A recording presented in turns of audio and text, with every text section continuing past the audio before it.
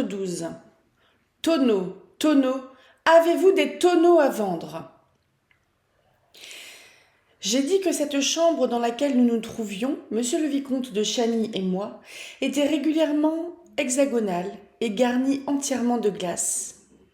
On a vu depuis, notamment dans certaines expositions, de ces sortes de chambres absolument disposées ainsi, et appelées maison des mirages ou palais des illusions. Mais l'invention en revient entièrement à Éric, qui construisit sous mes yeux la première salle de ce genre lors des heures roses de Mazandéran. Il suffisait de disposer dans les coins quelques motifs décoratifs, comme une colonne par exemple, pour avoir instantanément un palais aux 1000 colonnes, car par l'effet des glaces, la salle réelle s'augmentait de 6 salles hexagonales, dont chacune se multipliait à l'infini. Jadis, pour amuser la petite sultane, il avait ainsi disposé un décor qui devenait le temple innombrable.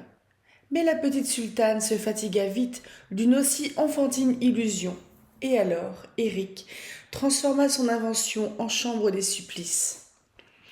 Au lieu du motif architectural posé dans les coins, il mit au premier tableau un arbre de fer. Pourquoi cet arbre, qui imitait parfaitement la vie avec ses feuilles peintes, était-il en fer? Parce qu'il devait être assez solide pour résister à toutes les attaques du patient que l'on enfermait dans la chambre des supplices. Nous verrons comment, par 2 fois, le décor ainsi obtenu se transformait instantanément en 2 autres décors successifs, grâce à la rotation automatique des tambours qui se trouvaient dans les coins et qui avaient été divisés par tiers, épousant les angles des glaces et supportant chacun un motif décoratif qui apparaissait tour à tour. Les murs de cette étrange salle n'offraient aucune prise aux patients, puisque, en dehors du motif décoratif d'une solidité à toute épreuve, ils étaient uniquement garnis de glace et de glace assez épaisse pour qu'elles n'eussent jamais à redouter de la rage du misérable que l'on jetait là, du reste, les mains et les pieds nus. Aucun meuble, le plafond était lumineux. Un système ingénieux de chauffage électrique, qui a été imité depuis, permettait d'augmenter la température des murs à volonté et de donner ainsi à la salle l'atmosphère souhaitée.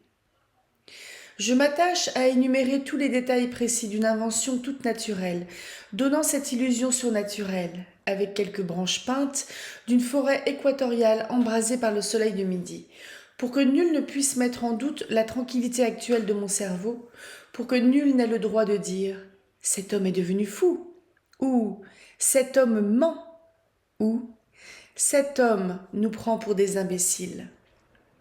Si j'avais simplement raconté les choses ainsi, étant descendus au fond d'une cave, nous rencontrâmes une forêt équatoriale embrasée par le soleil du midi, j'aurais obtenu un bel effet d'étonnement stupide, mais je ne cherche aucun effet. Mon but étant, en écrivant ces lignes, de raconter ce qui nous est arrivé exactement à monsieur le vicomte de Chagny et à moi-même, au cours d'une aventure terrible qui, un moment, a occupé la justice de ce pays. Je reprends maintenant les faits où je les ai laissés. Quand le plafond s'éclaira et qu'autour de nous la forêt s'illumina, la stupéfaction du vicomte dépassa tout ce que l'on peut imaginer. L'apparition de cette forêt impénétrable, dont les troncs et les branches innombrables nous enlaçaient jusqu'à l'infini, le plongea dans une consternation effrayante. Il se passa les mains sur le front, comme pour en chasser une vision de rêve, et ses yeux clignotèrent comme des yeux qui ont peine, au réveil, à reprendre connaissance de la réalité des choses. Un instant, il en oublia d'écouter. J'ai dit que l'apparition de la forêt ne me surprit point. Aussi écoutai-je ce qui se passait dans la salle d'à côté, pour nous deux. Enfin, mon attention était spécialement attirée, moins par le décor dont ma pensée se débarrassait, que par la glace elle-même qui le produisait. Cette glace, par endroits, était brisée. Oui, elle avait des éraflures. On était parvenu à l'étoiler, malgré sa solidité, et cela me prouvait, à n'en pouvoir douter, que la chambre des supplices dans laquelle nous nous trouvions avait déjà servi. Un malheureux, dont les pieds et les mains étaient moins nus que les condamnés des heures roses de Mazandéran, était certainement tombé dans cette illusion mortelle, et fou de rage, avait heurté ses miroirs, qui, malgré leurs blessures légères, n'en avaient point continué à refléter son agonie. Et la branche de l'arbre où il avait terminé son supplice était disposée de telle sorte qu'avant de mourir, il avait pu voir gigoter avec lui, consolation suprême, 1000 pendus. Oui, oui, Joseph Buquet avait passé par là. Allions-nous mourir comme lui ? Je ne le pensais pas, car je savais que nous avions quelques heures devant nous, et que je pourrais les employer plus utilement que Joseph Buquet n'avait été capable de le faire. N'avais-je pas une connaissance approfondie de la plupart des trucs d'Éric ? C'était le cas ou jamais de m'en servir. D'abord, je ne songeais plus du tout à revenir par le passage qui nous avait conduits dans cette chambre maudite. Je ne m'occupais point de la possibilité de refaire jouer la pierre intérieure qui fermait ce passage. La raison en était simple. Je n'en avais pas les moyens. Nous avions sauté de trop haut dans la chambre des supplices, et aucun meuble ne nous permettait désormais d'atteindre à ce passage, pas même la branche de l'arbre de fer, pas même les épaules de l'un de nous en guise de marchepied. Il n'y avait plus qu'une issue possible, celle qui ouvrait sur la chambre Louis-Philippe, et dans laquelle se trouvaient Éric et Christine Daae.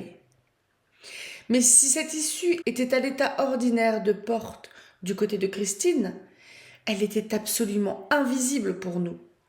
Il fallait donc tenter de l'ouvrir, sans même savoir où elle prenait sa place, ce qui n'était pas une besogne ordinaire.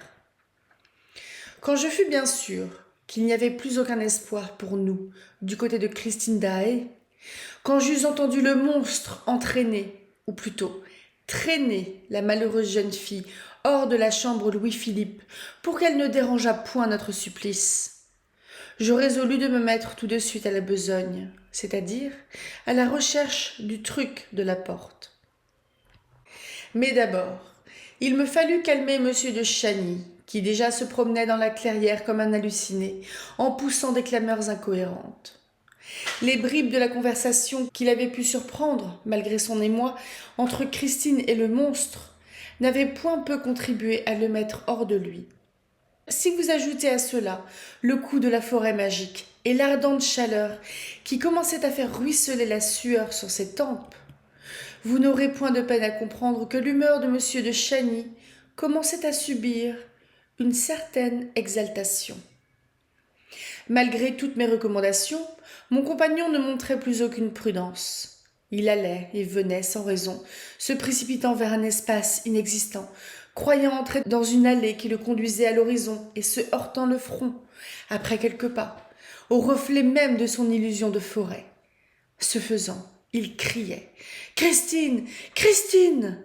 et il agitait son pistolet, appelant encore de toutes ses forces le monstre, défiant en un duel à mort l'ange de la musique, et il injuriait également sa forêt illusoire. C'était le supplice qui produisait son effet sur un esprit non prévenu. J'essayai autant que possible de le combattre, en raisonnant le plus tranquillement du monde ce pauvre vicomte, en lui faisant toucher du doigt les glaces et l'arbre de fer, les branches sur les tambours, et en lui expliquant, d'après les lois de l'optique, toute l'imagerie lumineuse dont nous étions enveloppés, et dont nous ne pouvions, comme de vulgaires ignorants, être les victimes. Nous sommes dans une petite chambre, voilà ce qu'il faut vous répéter sans cesse. Et nous sortirons de cette chambre quand nous en aurons trouvé la porte. Eh bien, cherchons-la. Et je lui promis que s'il me laissait faire, sans m'étourdir de ses cris et de ses promenades de fou, j'aurais trouvé le truc de la porte, avant 1 heure. Alors, il s'allongea sur le parquet, comme on fait dans les bois, et déclara qu'il attendrait que j'eusse trouvé la porte de la forêt, puisqu'il n'avait rien de mieux à faire. Et il crut devoir ajouter que de l'endroit où il se trouvait, la vue était splendide. Le supplice, malgré tout ce que j'avais pu dire, agissait. Quant à moi, Oubliant la forêt, j'entrepris un panneau de glace et me mis à le tâter en tous sens, y cherchant le point faible sur lequel il fallait appuyer pour faire tourner les portes suivant le système des portes et trappes pivotantes d'Eric. Quelquefois, ce point faible pouvait être une simple tache sur la glace, grosse comme un petit pois, et sous laquelle se trouvait le ressort à faire jouer. Je cherchais, je tâtais si haut que mes mains pouvaient atteindre. Eric était à peu près de la même taille que moi, et je pensais qu'il n'avait point disposé le ressort plus haut qu'il ne fallait pour sa taille. Ce n'était du reste qu'une hypothèse, mon seul espoir. J'avais décidé de faire ainsi, sans faiblesse, et minutieusement le tour des 6 panneaux de glace, et ensuite d'examiner également fort attentivement le parquet. En même temps que je tâtais les panneaux avec le plus grand soin, je m'efforçais de ne point perdre une minute, car la chaleur me gagnait de plus en plus, et nous cuisions littéralement dans cette forêt enflammée. Je travaillais ainsi depuis une demi-heure, et j'en avais déjà fini avec 3 panneaux, quand notre mauvais sort voulut que je me retournasse à une sourde exclamation poussée par le vicomte. « J'étouffe, disait-il. Toutes ces glaces se renvoient une chaleur infernale. Est-ce que vous allez bientôt trouver votre ressort ? Pour peu que vous tardiez, nous allons rôtir ici. » Je ne fus point mécontent de l'entendre parler ainsi. Il n'avait pas dit un mot de la forêt, et j'espérais que la raison de mon compagnon pourrait lutter assez longtemps encore contre le supplice. Mais il ajouta : « Ce qui me console, c'est que le monstre a donné jusqu'à demain soir, 11 heures, à Christine. Si nous ne pouvons sortir de là et lui porter secours au moins, nous serons morts avant elle. La messe d'Eric pourra servir pour tout le monde. » Et il aspira une bouffée d'air chaud qui le fit presque défaillir. Comme je n'avais point les mêmes désespérées raisons que monsieur le vicomte de Chagny pour accepter le trépas, je me retournai, après quelques paroles d'encouragement, vers mon panneau. Mais j'avais eu tort en parlant de faire quelques pas. Si bien que dans l'enchevêtrement inouï de la forêt illusoire, je ne retrouvais plus, à coup sûr, mon panneau. Je me voyais obligé de tout recommencer, au hasard. Aussi, je ne pus m'empêcher de manifester ma déconvenue, et le vicomte comprit que tout était à refaire. Cela lui donna un nouveau coup. « Nous ne sortirons jamais de cette forêt, » gémit-il. Et son désespoir ne fit plus que grandir. Et en grandissant, son désespoir lui faisait de plus en plus oublier qu'il n'avait affaire qu'à des glaces, et de plus en plus croire qu'il était aux prises avec une forêt véritable. Moi, je m'étais remise à chercher, à tâter. La fièvre à mon tour me gagnait, car je ne trouvais rien, absolument rien. Dans la chambre à côté, c'était toujours le même silence. Nous étions bien perdus dans la forêt, sans issue, sans boussole, sans guide, sans rien. Oh, je savais ce qui nous attendait, si personne ne venait à notre secours, ou si je ne trouvais pas le ressort. Mais j'avais beau chercher le ressort, je ne trouvais que des branches. D'admirables belles branches qui se dressaient toutes droites devant moi ou s'arrondissaient précieusement au-dessus de ma tête. Mais elles ne donnaient point d'ombre. C'était assez naturel, du reste, puisque nous étions dans une forêt équatoriale avec le soleil juste au-dessus de nos têtes. Une forêt du Congo. À plusieurs reprises, M. de Chagny et moi, nous avions retiré et remis notre habit, trouvant tantôt qu'il nous donnait plus de chaleur et tantôt qu'il nous garantissait, au contraire, de cette chaleur. Moi, je résistais encore, moralement, mais M. de Chagny me parut tout à fait parti. Il prétendait qu'il y avait bien 3 jours et 3 nuits qu'il marchait sans s'arrêter dans cette forêt, à la recherche de Christine Daae. De temps en temps, il croyait l'apercevoir derrière un tronc d'arbre ou glissant à travers les branches, et il l'appelait avec des mots suppliants qui me faisaient venir les larmes aux yeux. « Christine, Christine, disait-il, pourquoi me fuis-tu ? Ne m'aimes-tu pas ? Ne sommes-nous pas fiancés ? Christine, arrête-toi ! Tu vois bien que je suis épuisée. Christine, aie pitié. Je vais mourir dans la forêt, loin de toi. Oh, j'ai soif, dit-il enfin avec un accent délirant.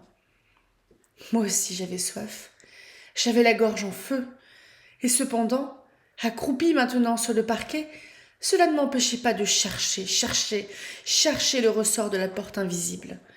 D'autant plus que le séjour dans la forêt devenait dangereux à l'approche du soir. Déjà, l'ombre de la nuit commençait à nous envelopper. Cela était venu très vite, comme tombe la nuit dans les pays équatoriaux, subitement, avec à peine de crépuscule.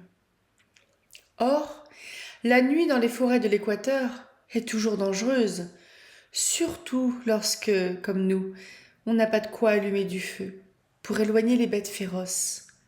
J'avais bien tenté, délaissant un instant la recherche de mon ressort, de briser des branches que j'aurais allumées avec ma lanterne sourde, mais je m'étais heurté moi aussi aux fameuses glaces, et cela m'avait rappelé à temps que nous n'avions affaire qu'à des images de branches. Avec le jour, la chaleur n'était pas partie. Au contraire, il faisait maintenant encore plus chaud, sous la lueur bleue de la lune. Je recommandais au vicomte de tenir nos armes prêtes à faire feu et de ne point s'écarter du lieu de notre campement. Cependant que je cherchais toujours mon ressort. Tout à coup, le rugissement du lion se fit entendre, à quelques pas. Nous en eûmes les oreilles déchirées. « Oh !» fit le vicomte à voix basse. « Il n'est pas loin. Vous ne voyez pas, là, à travers les arbres, dans ce fourré. S'il rugit encore, je tire. » Et le rugissement recommença, plus formidable. Et le vicomte tira, mais je ne pense pas qu'il atteignît le lion. Seulement, il cassa une glace. Je le constatai le lendemain matin à l'aurore. Pendant la nuit, nous avions dû faire un bon chemin, car nous nous trouvâmes soudain au bord du désert, d'un immense désert de sable, de pierres et de rochers. Ce n'était vraiment point la peine de sortir de la forêt pour tomber dans le désert. De guerre lasse, je m'étais étendue à côté du vicomte, personnellement fatiguée de chercher des ressorts que je ne trouvais pas. J'étais tout à fait étonnée, et je le dis au vicomte, que nous n'ayons point fait d'autres mauvaises rencontres pendant la nuit. Ordinairement, après le lion, il y avait le léopard, et puis, quelquefois, le bourdonnement de la mouche tsetse.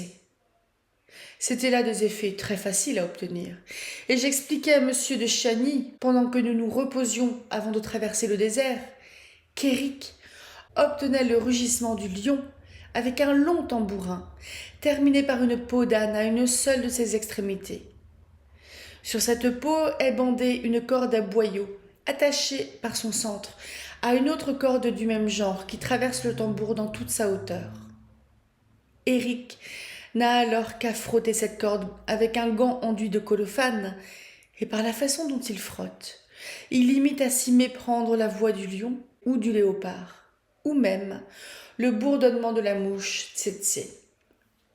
Cette idée qu'Éric pouvait être dans la chambre à côté avec ses trucs me jeta soudain dans la résolution d'entrer en pourparlers avec lui, car évidemment, il fallait renoncer à l'idée de le surprendre. Et maintenant, il devait savoir à quoi s'en tenir sur les habitants de la chambre des supplices. Je l'appelai. « Éric ! Éric !» Je criai, le plus fort que je pus à travers le désert, mais nul ne répondit à ma voix. Partout autour de nous, le silence et l'immensité nue de ce désert pétré. Qu'allions-nous devenir au milieu de cette affreuse solitude ? Littéralement, nous commencions à mourir de chaleur, de faim et de soif surtout. Enfin, je vis M. de Chagny se soulever sur son coude et me désigner un point de l'horizon. Il venait de découvrir l'oasis. Oui, tout là-bas, le désert faisait place à l'oasis. Une oasis avec de l'eau limpide comme une glace, de l'eau qui reflétait l'arbre de fer. Ah ça, c'était le tableau du mirage. Je le reconnus tout de suite, le plus terrible. Aucun n'avait pu y résister, aucun. Je m'efforçais de retenir toute ma raison et de ne pas espérer l'eau, parce que je savais que si l'on espérait l'eau qui reflétait l'arbre de fer, et que si après avoir espéré l'eau on se heurtait à la glace, il n'y avait plus qu'une chose à faire, se pendre à l'arbre de fer Aussi, je criai à monsieur de Chagny. C'est le mirage, c'est le mirage. Ne croyez pas à l'eau, c'est encore le truc de la glace. Alors il m'envoya, comme on dit, carrément promener avec mon truc de la glace, mes ressorts, mes portes tournantes et mon palais des mirages. Il affirma, rageur, que j'étais fou ou aveugle pour imaginer que toute cette eau qui coulait là-bas entre de si beaux, innombrables arbres n'était point de la vraie eau. Et le désert était vrai, et la forêt aussi. Ce n'était pas à lui qu'il fallait en faire à croire. Il avait assez voyagé, et dans tous les pays. Et il se traîna, disant de l'eau, de l'eau. Et il avait la bouche ouverte comme s'il buvait, et moi aussi, j'avais la bouche ouverte comme si je buvais, car non seulement nous la voyions, l'eau, mais encore nous l'entendions couler, clapoter. Comprenez-vous ce mot, clapoter? C'est un mot que l'on entend avec la langue se tire hors de la bouche pour mieux écouter. Enfin, supplice plus intolérable que tout, nous entendîmes la pluie. Et il ne pleuvait pas. Cela, c'était l'invention démoniaque. Oh, je savais très bien aussi comment Éric l'obtenait. Il remplissait de petites pierres une boîte très longue et très étroite, coupée par intervalles de vannes de bois et de métal. Les petites pierres, en tombant, rencontraient ces vannes et ricochaient de l'une à l'autre, et il s'ensuivait des sons saccadés qui rappelaient à s'y tromper le grésillement d'une pluie d'orage. Aussi, il fallait voir comment nous tirions la langue, monsieur de Chagny et moi, en nous traînant vers la rive clapotante. Nos yeux et nos oreilles étaient pleins d'eau, mais notre langue restait sèche comme de la corne. Arrivé à la glace, monsieur de Chagny la lécha et moi aussi. Je léchai la glace. Elle était ardente. Alors nous roulâmes par terre avec un râle désespéré. Monsieur de Chagny approcha de sa tempe le dernier pistolet qui était resté chargé, et moi je regardais à mes pieds le lacet du Pendjab. Je savais pourquoi. Dans ce troisième décor était revenu l'arbre de fer. L'arbre de fer m'attendait. Mais comme je regardais le lacet du Pendjab, je vis une chose qui me fit tressaillir si violemment que monsieur de Chagny en fut arrêté dans son mouvement de suicide. Déjà, il murmurait « Adieu, Christine ». Je lui avais pris le bras, et puis je lui pris le pistolet, et puis je me traînai à genoux jusqu'à ce que j'avais vu. Je venais de découvrir, auprès du lacet de Pendjab, dans la rainure du parquet, un clou à tête noire, dont je n'ignorais pas l'usage. Enfin, je l'avais trouvé, le ressort qui allait faire jouer la porte, qui allait nous donner la liberté, qui allait nous livrer Éric. Je tâtai le clou, je montrai à monsieur de Chagny une figure rayonnante. Le clou à tête noire cédait sous ma pression. Et alors, ce ne fut point une porte qui s'ouvrit dans le mur, mais une trappe qui se déclencha dans le plancher. Aussitôt, de ce trou noir, de l'herbe frais nous arriva. Nous nous penchâmes sur ce carré d'ombre comme sur une source limpide. Le menton dans l'ombre fraîche, nous la buvions, et nous nous courbions de plus en plus au-dessus de la trappe. Que pouvait-il bien y avoir dans ce trou, dans cette cave, qui venait d'ouvrir mystérieusement sa porte dans le plancher? Il y avait peut-être là-dedans de l'eau pour boire. J'allongeai le bras dans les ténèbres et je rencontrai une pierre, et puis une autre. Un escalier, un noir escalier qui descendait à la cave. Le vicomte était déjà prêt à se jeter dans le trou. Là-dedans, même si on ne trouvait point d'eau, on pouvait échapper à l'étreinte rayonnante de ces abominables miroirs. Mais j'arrêtai le vicomte, car je craignais un nouveau tour du monstre, et ma lanterne sourde allumée, je descendis le premier. L'escalier plongeait dans les ténèbres les plus profondes et tournait sur lui-même. Ah, l'adorable fraîcheur de l'escalier et des ténèbres. Cette fraîcheur devait moins venir du système de ventilation établi nécessairement par Éric que de la fraîcheur même de la terre, qui devait être toute saturée d'eau au niveau où nous nous trouvions. Et puis, le lac ne devait pas être loin. Nous fûmes bientôt au bas de l'escalier. Nos yeux commençaient à se faire à l'ombre, à distinguer autour de nous des formes rondes, sur lesquelles je dirigeais le jet lumineux de ma lanterne. Des tonneaux. Nous étions dans la cave d'Éric. C'est là qu'il devait enfermer son vin, et peut-être son eau potable. Je savais qu'Éric était très amateur de mon cru. Ah, il y avait là de quoi boire.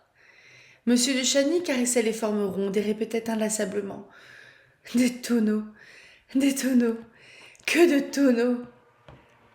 En fait, il y en avait une certaine quantité alignée fort symétriquement sur 2 fils, entre lesquels nous nous trouvions. C'étaient de petits tonneaux, et j'imaginais qu'Éric les avait choisis de cette taille pour la facilité du transport dans la maison du lac. Nous les examinions les uns après les autres, cherchant si l'un d'entre eux n'avait point quelque chantepleurs, nous indiquant, par cela même, qu'on y aurait puisé de temps à autre. Mais tous les tonneaux étaient fort hermétiquement clos. Alors, après en avoir soulevé un à demi pour constater qu'il était plein, nous nous mîmes à genoux et avec la lame d'un petit couteau que j'avais sur moi, je me mis en mesure de faire sauter la bonde. À ce moment, il me sembla entendre, comme venant de très loin, une sorte de chant monotone dont le rythme m'était connu, car je l'avais entendu très souvent dans les rues de Paris. « Tonneaux! Tonneaux! Avez-vous des tonneaux à vendre ?» Ma main fut immobilisée sur la bonde. Monsieur de Chagny aussi avait entendu. Il me dit: « C'est drôle, on dirait que c'est le tonneau qui chante. » Le chant reprit plus lointainement. « Tonneaux! Tonneaux!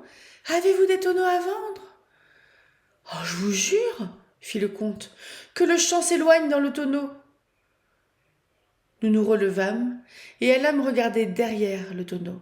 « C'est dedans ?» faisait monsieur de Chagny. « C'est dedans ?» Mais nous n'entendions plus rien, et nous en fûmes réduits à accuser le mauvais état, le trouble réel de nos sens. Et nous revînmes à la bonde. Monsieur de Chagny mit ses 2 mains réunies dessous, et d'un dernier effort, je fis sauter la bonde. « Qu'est-ce que c'est que ça ?» s'écria tout de suite le vicomte. « Ce n'est pas de l'eau ?» Le vicomte avait approché ses 2 mains de ma lanterne. Je me penchai sur les mains du vicomte, et aussitôt, je rejetai ma lanterne si brusquement loin de nous qu'elle se brisa et s'éteignit, et se perdit pour nous.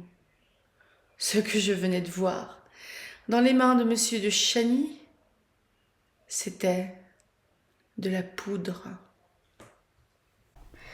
Chapitre 13. Faut-il tourner le scorpion ? Faut-il tourner la sauterelle ? Ainsi, en descendant au fond du caveau, j'avais touché le fin fond de ma pensée redoutable. Le misérable ne m'avait point trompé avec ses vagues menaces à l'adresse de beaucoup de ceux de la race humaine.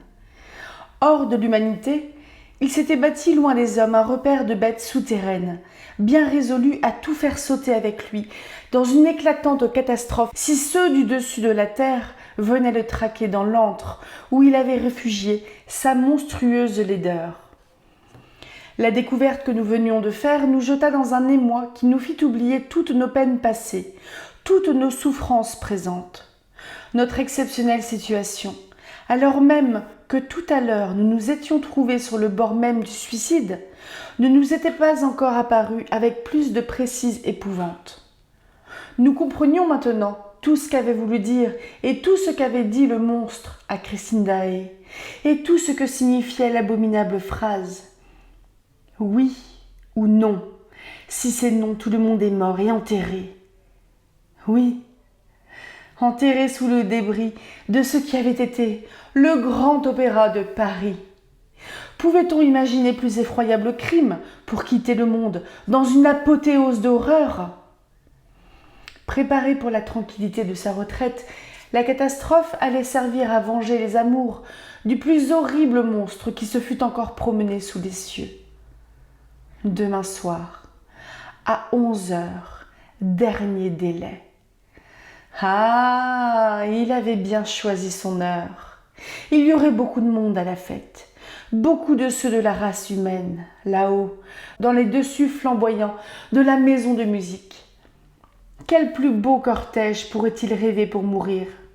Il allait descendre dans la tombe avec les plus belles épaules du monde, paré de tous les bijoux. Demain soir, 11 heures, nous devions sauter en pleine représentation si Christine Daae disait non. Demain soir, 11 heures. Et comment Christine Daae ne dirait-elle point non? Est-ce qu'elle ne préférait pas se marier avec la mort même qu'avec ce cadavre vivant? Est-ce qu'elle n'ignorait pas que de son refus dépendait le sort foudroyant de beaucoup de ceux de la race humaine? Demain soir, 11 heures. Et, en nous traînant dans les ténèbres, en fuyant la poudre, en essayant de retrouver les marches de pierre, car tout là-haut, au-dessus de nos têtes, la trappe qui conduit dans la chambre des miroirs à son tour s'est éteinte, nous nous répétons, demain soir, 11 heures. Enfin, je retrouve l'escalier, mais tout à coup, je me redresse tout droit sur la première marche, car une pensée terrible m'embrasse soudain le cerveau. Quelle heure est-il? Ah, quelle heure est-il? Quelle heure? Car enfin, demain soir, 11 heures, c'est peut-être aujourd'hui, c'est peut-être tout de suite. Qui pourrait nous dire l'heure qu'il est? Il me semble que nous sommes enfermés dans cet enfer depuis des jours et des jours, depuis des années, depuis le commencement du monde. Tout cela va peut-être sauter à l'instant. Un bruit, un craquement. Avez-vous entendu, monsieur? Là, dans ce coin, grand Dieu, comme un bruit de mécanique. Encore! Ah, de la lumière. C'est peut-être la mécanique qui va tout faire sauter. Je vous dis un craquement, vous êtes donc sourds? Monsieur de Chagny et moi, nous nous mettons à crier comme des fous. La peur nous talonne. Nous gravissons l'escalier en roulant sur les marches. La trappe est peut-être fermée là-haut. C'est peut-être cette porte fermée qui fait tout ce noir. Ah, sortir du noir, retrouver la clarté mortelle de la chambre des miroirs. Mais nous sommes arrivés en haut de l'escalier. Non, la trappe n'est pas fermée. Mais il fait aussi noir maintenant dans la chambre des miroirs que dans la cave que nous quittons. Nous sortons tout à fait de la cave. Nous nous traînons sur le plancher de la chambre des supplices, le plancher qui nous sépare de cette poudrière. Quelle heure est-il? Nous crions, nous appelons. Monsieur de Chagny clame de toutes ses forces renaissantes. Christine! Christine! Et moi, j'appelle Éric. Je lui rappelle que je lui ai sauvé la vie. Mais rien ne nous répond. Rien que notre propre désespoir, que notre propre folie. Quelle heure est-il? Demain soir, 11 heures. Nous discutons. Nous nous efforçons de mesurer le temps que nous avons passé ici. Mais nous sommes incapables de raisonner. Si on pouvait voir seulement le cadran d'une montre avec des aiguilles qui marchent. Ma montre est arrêtée depuis longtemps. Mais celle de monsieur de Chagny marche encore. Il me dit qu'il l'a remontée en procédant à sa toilette de soirée, avant de venir à l'opéra. Nous essayons de tirer de ce fait quelques conclusions qui nous laissent espérer que nous n'en sommes pas encore arrivés à la minute fatale. La moindre sorte de bruit qui nous vient par la trappe que j'ai en vain essayé de refermer nous rejette dans la plus atroce angoisse. Quelle heure est-il? Nous n'avons plus une allumette sur nous, et cependant, il faudrait savoir. Monsieur de Chagny imagine de briser le verre de sa montre et de tâter les deux aiguilles. Un silence, pendant lequel il tâte. Il interroge les aiguilles du bout des doigts. L'anneau de la montre lui sert de point de repère. Il estime à l'écartement des aiguilles qu'il peut être justement 11 heures. Mais les 11 heures qui nous font tressaillir sont peut-être passées, n'est-ce pas? Il est peut-être 11 heures et 10 minutes, et nous aurions au moins encore 12 heures devant nous.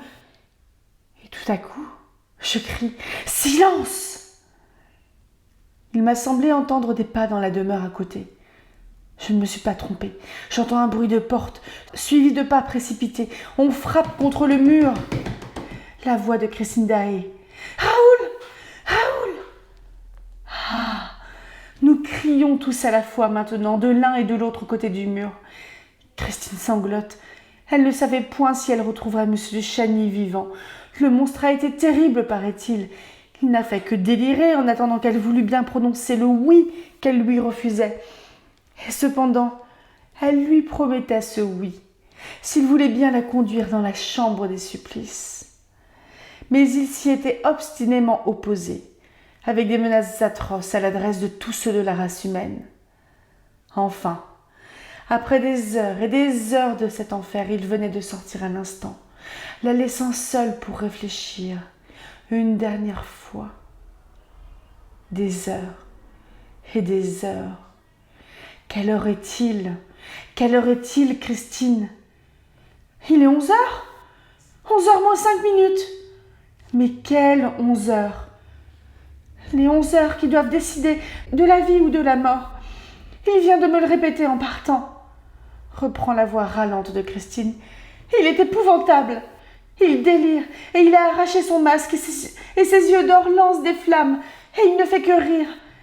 Il m'a dit en riant comme un démon ivre, 5 minutes. Je te laisse seule à cause de ta pudeur bien connue. Je ne veux pas que tu rougisses devant moi quand tu me diras oui comme les timides fiancés. Que diable, on sait son monde. Je vous ai dit qu'il était comme un démon ivre. Tiens, et il a puisé dans le petit sac de la vie et de la mort. Tiens, m'a-t-il dit, voilà la petite clé de bronze qui ouvre les coffrets d'ébène qui sont sur la cheminée de la chambre Louis-Philippe. Dans l'un de ces coffrets, tu trouveras un scorpion et dans l'autre, une sauterelle, des animaux très bien imités en bronze du Japon. Ce sont des animaux qui disent oui et non. C'est-à-dire que tu n'auras qu'à tourner le scorpion sur son pivot dans la position contraire à celle où tu l'auras trouvé. Cela signifiera à mes yeux que je rentrerai dans la chambre Louis-Philippe, dans la chambre des fiançailles. Oui. La sauterelle, elle, si tu la tournes, voudra dire non. À mes yeux, quand je rentrerai dans la chambre Louis-Philippe, dans la chambre de la mort. Et il riait comme un démon ivre. Moi, je ne faisais que lui réclamer à genoux la clé de la chambre des supplices, lui promettant d'être à jamais sa femme s'il m'accordait cela. Mais il m'a dit qu'on n'aurait plus besoin jamais de cette clé et qu'il allait la jeter au fond du lac. Et puis, en riant comme un démon ivre, il m'a laissé, en me disant qu'il ne reviendrait que dans 5 minutes, à cause qu'il savait tout ce que l'on doit, quand on est un galant homme, à la pudeur des femmes. Ah, oui, encore il m'a crié. La sauterelle, prends garde à la sauterelle, ça ne tourne pas seulement une sauterelle, ça saute, ça saute, ça saute joliment. J'essaie ici de reproduire avec des phrases, des mots entrecoupés, des exclamations, le sens des paroles délirantes de Christine. Car elle aussi, pendant ces 24 heures, avait dû toucher le fond de la douleur humaine et peut-être avait-elle souffert plus que nous. À chaque instant, Christine s'interrompait et nous interrompait pour s'écrier « Raoul, souffres-tu » Et elle tâtait les murs, qui étaient froids maintenant, et elle demandait pour quelle raison ils avaient été si chauds. Et les 5 minutes s'écoulèrent, et dans ma pauvre cervelle grattaient de toutes leurs pattes le scorpion et la sauterelle. J'avais cependant conservé assez de lucidité pour comprendre que si l'on tournait la sauterelle sautait, et avec elle, beaucoup de ceux de la race humaine. Point de doute que la sauterelle commandait quelques courants électriques destinés à faire sauter la poudrière. Hâtivement, M. de Chagny, qui semblait maintenant, depuis qu'il avait réentendu la voix de Christine, avoir recouvré toute sa force morale, expliquait à la jeune fille dans quelle situation formidable nous nous trouvions, nous, et tout l'opéra. Il fallait tourner le scorpion, tout de suite. Ce scorpion, qui répondait au oui tant souhaité par Éric, devait être quelque chose qui empêcherait peut-être la catastrophe de se produire. « Va, va donc, Christine, ma femme adorée !» commanda Raoul. Il y eut un silence. « Christine !» m'écriai-je. « Où êtes-vous ?»« Auprès du scorpion !»« N'y touchez pas !» L'idée m'était venue, car je connaissais mon Éric, que le monstre avait encore trompé la jeune femme. Car c'était peut-être le scorpion qui allait tout faire sauter. Car enfin, pourquoi n'était-il pas là, lui ? Il y avait beau temps maintenant que les 5 minutes étaient écoulées. Et il n'était pas revenu. Et il s'était sans doute mis à l'abri. Et il attendait peut-être l'explosion formidable, il n'attendait plus que ça. Il ne pouvait pas espérer, en vérité, que Christine consentirait jamais à être sa proie volontaire. Pourquoi n'était-il pas revenu? Ne touchez pas au scorpion. Lui, s'écria Christine, je l'entends, le voilà. Il arrivait en effet. Nous entendîmes ses pas qui se rapprochaient de la chambre Louis-Philippe. Il avait rejoint Christine. Il n'avait pas prononcé un mot. Alors, j'élevai la voix. « Éric, c'est moi. Me reconnais-tu » À cet appel, il répondit aussitôt sur un ton extraordinairement pacifique. « Vous n'êtes donc pas mort là-dedans ? Eh bien, tâchez de vous tenir tranquille. » Je voulus l'interrompre, mais il me dit si froidement que j'en restai glacée derrière mon mur. Plus un mot d'Aroga, où je fais tout sauter. Et aussitôt, il ajouta. L'honneur doit en revenir à mademoiselle. Mademoiselle n'a pas touché au scorpion, comme il parlait posément. Mademoiselle n'a pas touché à la sauterelle. Avec quel effrayant sang-froid. Mais il n'est pas trop tard pour bien faire. Tenez, j'ouvre sans clé, moi, car je suis l'amateur de trappe, et j'ouvre et ferme tout ce que je veux, comme je veux. J'ouvre les petits coffrets d'ébène. Regardez-y, mademoiselle, dans les petits coffrets d'ébène, les jolies petites bêtes. Sont-elles assez bien imitées? Comme elles paraissent inoffensives. Mais l'habit ne fait pas le moine. Tout ceci d'une voix blanche, uniforme. Si l'on tourne la sauterelle, nous sautons tous, mademoiselle. Il y a sous nos pieds assez de poudre pour faire sauter un quartier de Paris. Si l'on tourne le scorpion, toute cette poudre est noyée. Mademoiselle, à l'occasion de nos noces, vous allez faire un bien joli cadeau à quelques centaines de Parisiens qui applaudissent en ce moment un bien pauvre chef-d'œuvre de Meyerbeer. Vous allez leur faire cadeau de la vie, car vous allez, mademoiselle, de vos jolies mains, quelle voix lasse était cette voix, vous allez tourner le scorpion, et gai, gai, nous nous marierons. Un silence, et puis... Si dans 2 minutes, mademoiselle, vous n'avez pas tourné le scorpion, j'ai une montre, ajouta la voix d'Éric. Une montre qui marche joliment bien. Moi je tourne la sauterelle, et la sauterelle, ça saute joliment bien. Le silence reprit, plus effrayant à lui tout seul que tous les autres effrayants silences. Je savais que lorsqu'Éric avait pris cette voix pacifique et tranquille, hélas, c'était qu'il était à bout de tout, capable du plus titanesque forfait ou du plus forcené dévouement, et qu'une syllabe déplaisante à son oreille pouvait déchaîner l'ouragan. Monsieur de Chagny, lui, avait compris qu'il y avait plus qu'à prier, et à genoux, il priait. Quant à moi, mon cœur battait si fort que je dus saisir mon cœur dans ma main, de grand-peur qu'il n'éclata. Quant à moi, mon sang battait si fort que je dus saisir mon cœur dans ma main, de grand-peur qu'il n'éclata. C'est que nous pressentions trop horriblement ce qui se passait en ces secondes suprêmes dans la pensée affolée de Christine Daae. C'est que nous comprenions son hésitation à tourner le scorpion. Encore une fois, si c'était le scorpion qui allait tout faire sauter, si Éric avait résolu de nous engloutir tous avec lui.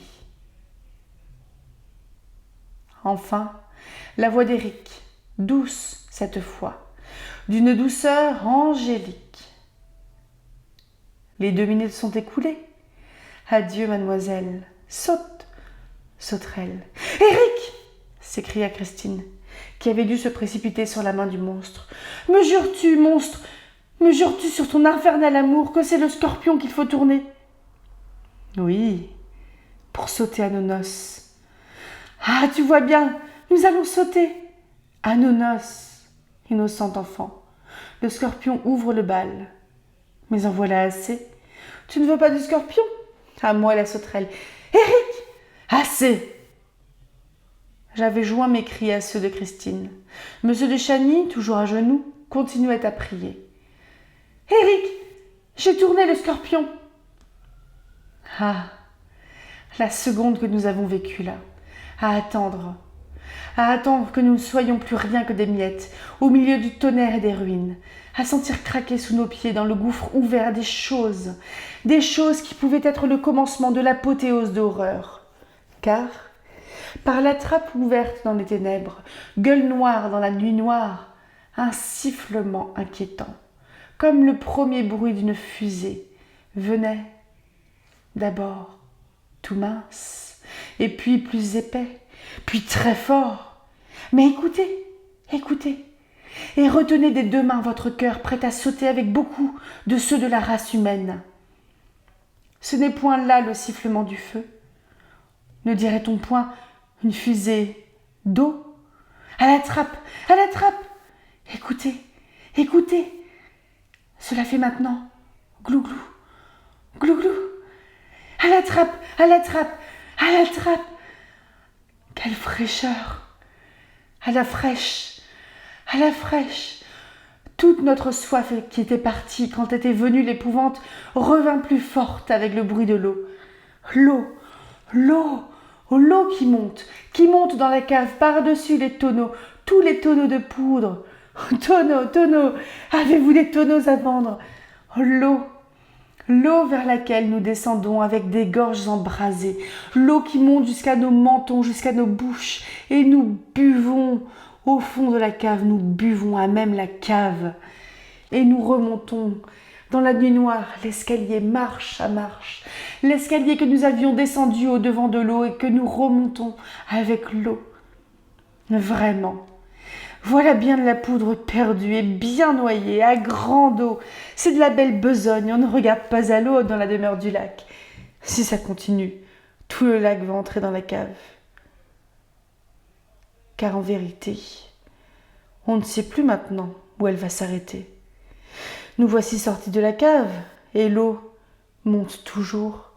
Et l'eau aussi sort de la cave, s'épand sur le plancher. Si cela continue, toute la demeure du lac va en être inondée. Le plancher de la chambre des miroirs est lui-même un vrai petit lac dans lequel nos pieds barbotent. C'est assez d'eau comme cela. Il faut qu'Éric ferme le robinet. Éric, Éric, il y a assez d'eau pour la poudre. Tourne le robinet, ferme le scorpion.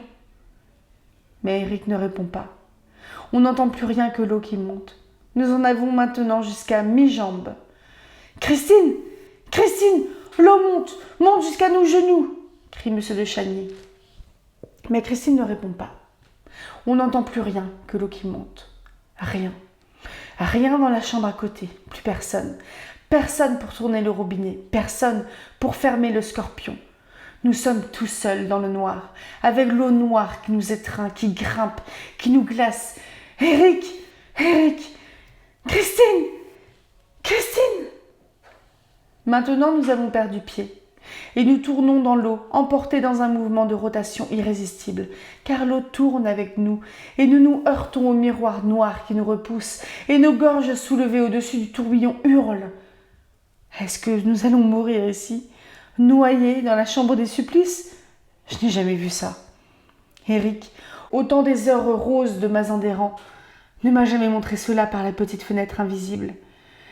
Éric, Éric, je t'ai sauvé la vie, souviens-toi. Tu étais condamné, tu allais mourir. Je t'ai ouvert les portes de la vie. Éric. Ah, nous tournons dans l'eau comme des épaves. Mais j'ai saisi tout à coup de mes mains égarées le tronc de l'arbre de fer, et j'appelle M. de Chagny, et nous voilà tous les deux suspendus à la branche de l'arbre de fer. Et l'eau monte toujours. Rappelez-vous, combien y a-t-il d'espace entre la branche de l'arbre de fer et le plafond en coupole de la chambre des miroirs? Tâchez à vous en souvenir. Après tout, l'eau va peut-être s'arrêter. Elle trouvera sûrement son niveau. Tenez, il me semble qu'elle s'arrête. Non, non. Horreur. À la nage, à la nage. Nos bras qui nagent s'enlacent, nous étouffons, nous nous battons dans l'eau noire. Nous avons déjà peine à respirer l'air noir au-dessus de l'eau noire, l'air qui fuit, que nous entendons fuir au-dessus de nos têtes par je ne sais quel appareil de ventilation. Ah, tournons, tournons, tournons, jusqu'à ce que nous ayons trouvé la bouche d'air. Nous collerons notre bouche à la bouche d'air. Mais les forces m'abandonnent. J'essaie de me raccrocher au mur. Ah, comme les parois de glace sont glissantes à mes doigts qui cherchent. Nous tournons, encore, nous enfonçons. Un dernier effort, un dernier cri. Eric! Christine! Glou, glou, glou, dans les oreilles. Glou, glou, glou. Au fond de l'eau noire, nos oreilles font glou, glou. Et il me semble encore, avant de perdre tout à fait connaissance, entendre entre deux glou-glou. Tonneaux, tonneaux, avez-vous des tonneaux à vendre? Chapitre 14. La fin des amours du fantôme. C'est ici que se termine le récit écrit que m'a laissé le Père Saint. Malgré l'horreur d'une situation qui semblait définitivement les vouer à la mort, Monsieur de Chagny et son compagnon furent sauvés par le dévouement sublime de Christine Daae. Et je tiens tout le reste de l'aventure de la bouche du daroga lui-même. Quand j'allais le voir, il habitait toujours son petit appartement de la rue de Rivoli en face des Tuileries. Il était bien malade, et il ne fallait rien de moins que toute mon ardeur de reporter historien au service de la vérité pour le décider à revivre avec moi l'incroyable drame. C'était toujours son vieux et fidèle domestique Darius qui le servait et me conduisait auprès de lui. Le daroga me recevait au coin de la fenêtre qui regarde le jardin, assis dans un vaste fauteuil où il essayait de redresser un torse qui n'avait pas dû être sans beauté. Notre persan avait encore ses yeux magnifiques, mais son pauvre visage était bien fatigué. Il avait fait raser entièrement sa tête, qu'il couvrait à l'ordinaire d'un bonnet d'astracan. Il était habillé d'une vaste houppelande très simple, dans les manches de laquelle il s'amusait inconsciemment à tourner les pouces, mais son esprit était resté fort lucide. Il ne pouvait se rappeler les affres anciennes sans être repris d'une certaine fièvre, et c'est par bribes que je lui arrachais la fin surprenante de cette étrange histoire. Parfois, il se faisait prier longtemps pour répondre à mes questions, et parfois, exalté par ses souvenirs, il évoquait spontanément devant moi, avec un relief saisissant, l'image effroyable d'Éric et les terribles heures que M. de Chagny et lui avaient vécues dans la demeure du lac. Il fallait voir le frémissement qui l'agitait quand il me dépeignait son réveil dans la pénombre inquiétante de la chambre Louis-Philippe, après le drame des eaux. Et voici la fin de cette terrible histoire, telle qu'il me l'a racontée, de façon à compléter le récit écrit qu'il avait bien voulu me confier. En ouvrant les yeux, le daroga s'était vu étendu sur un lit. Monsieur de Chagny était couché sur un canapé, à côté de l'armoire à glace. Un ange et un démon veillaient sur eux. Après les mirages et illusions de la chambre des supplices, la précision des détails bourgeois de cette petite pièce tranquille semblait avoir été encore inventée dans le dessein de dérouter l'esprit du mortel, assez téméraire pour s'égarer dans ce domaine du cauchemar vivant. Ce lit bateau, ces chaises d'acajou ciré, cette commode et ses cuivres, le soin avec lequel ces petits carrés de dentelle au crochet étaient placés sur le dos des fauteuils, la pendule et de chaque côté de la cheminée, les petits coffrets à l'apparence si inoffensive. Enfin, cette étagère garnie de coquillages, de pelotes rouges pour les épingles, de bateaux en nacre et d'un énorme œuf d'autruche. Le tout éclairé discrètement par une lampe à abat-jour posée sur un guéridon. Tout ce mobilier qui était d'une laideur ménagère touchante, si paisible, si raisonnable au fond des caves de l'opéra, déconcertait l'imagination plus que toutes les fantasmagories passées. Et l'ombre de l'homme au masque, dans ce petit cadre vieillot, précis et propre, n'en apparaissait que plus formidable. Elle se courba jusqu'à l'oreille du persan et lui dit à voix basse: « Ça va mieux, daroga ? Tu regardes mon mobilier ? C'est tout ce qui me reste de ma pauvre misérable mère. » Il lui dit encore des choses qu'il ne se rappelait plus, Mais, et cela lui paraissait bien singulier, le persan avait le souvenir précis que pendant cette vision surannée de la chambre Louis-Philippe, seul Éric parlait. Christine Daae ne disait pas un mot. Elle se déplaçait sans bruit et comme une sœur de charité qui aurait fait vœu de silence. Elle apportait dans une tasse un cordial ou du thé fumant. L'homme au masque la lui prenait des mains et l'attendait au persan. Quant à M. de Chagny, il dormait. Éric dit en versant un peu de rhum dans la tasse du daroga et en lui montrant le vicomte étendu. Il est revenu à lui, bien avant que nous puissions savoir si vous seriez encore vivant un jour, daroga.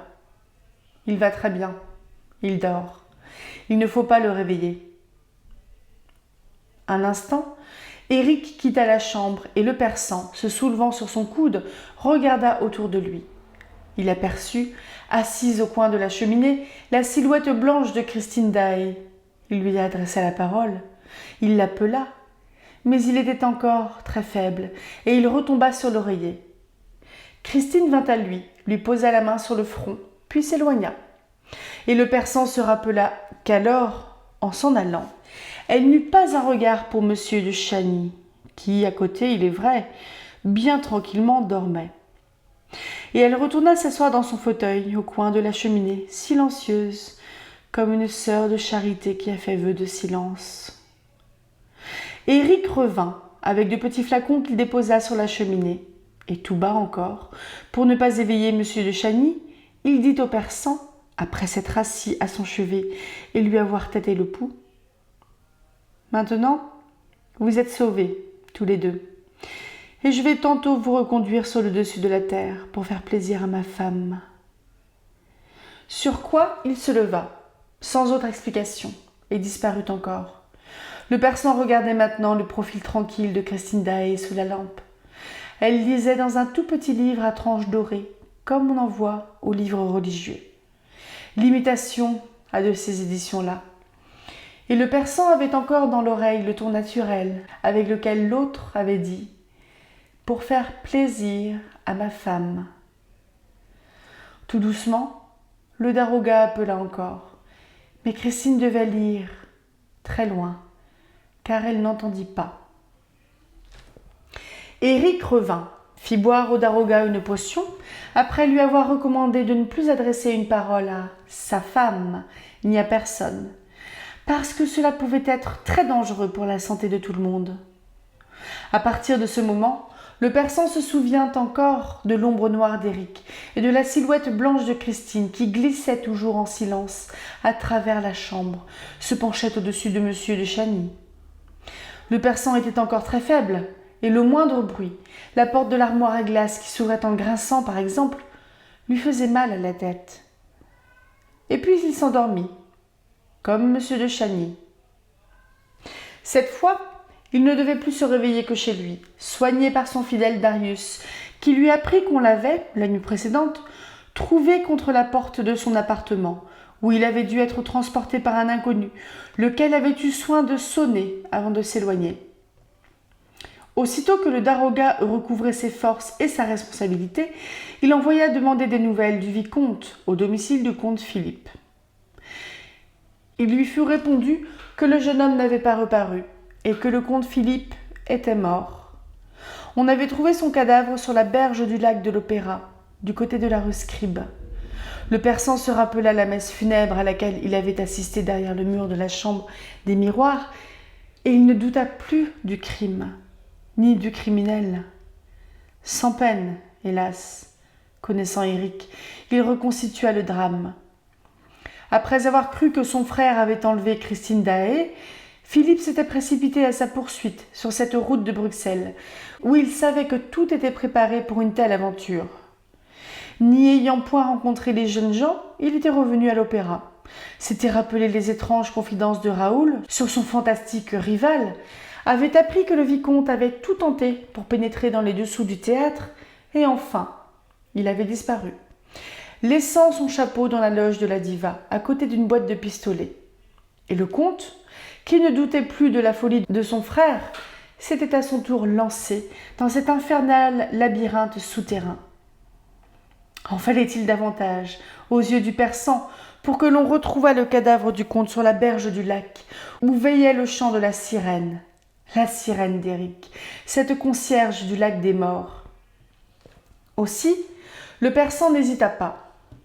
Épouvanté de ce nouveau forfait, ne pouvant rester dans l'incertitude où il se trouvait relativement au sort définitif du comte et de Christine Daae, il se décida à tout dire à la justice. Or, l'instruction de l'affaire avait été confiée à monsieur le juge Faure, et c'est chez lui qu'il s'en alla frapper. On se doute de quelle sorte. Un esprit scientifique, terre-à-terre, superficiel, je le dis comme je le pense, et nullement préparé à une telle confidence, reçut la déposition du daroga. Celui-ci fut traité comme un fou. Le persan, désespérant de se faire jamais entendre, s'était mis alors à écrire. Puisque la justice ne voulait pas de son témoignage, la presse s'en emparerait peut-être, et il venait un soir de tracer la dernière ligne du récit que j'ai fidèlement rapporté ici, quand son domestique Darius lui annonça un étranger qui n'avait point dit son nom, dont il était impossible de voir le visage, et qui avait déclaré simplement qu'il ne quitterait la place qu'après avoir parlé au daroga. Le persan, pressentant immédiatement la personnalité de ce singulier visiteur, ordonna qu'on l'introduisît sur le champ. Le daroga ne s'était pas trompé. C'était le fantôme. C'était Éric. Il paraissait d'une faiblesse extrême et se retenait au mur comme s'il craignait de tomber. Ayant enlevé son chapeau, il montra un front d'une pâleur de cire. Le reste du visage était caché par le masque. Le persan s'était dressé devant lui. « Assassin du comte Philippe, qu'as-tu fait de son frère et de Christine Daae ?» À cette apostrophe formidable, Éric chancela et garda un instant le silence. Puis, s'étant traîné jusqu'à un fauteuil, il s'y laissa tomber en poussant un profond soupir. Et là, il dit à petites phrases, à petits mots, à court souffle. « Daroga, ne me parle pas du comte Philippe. Il était mort, déjà.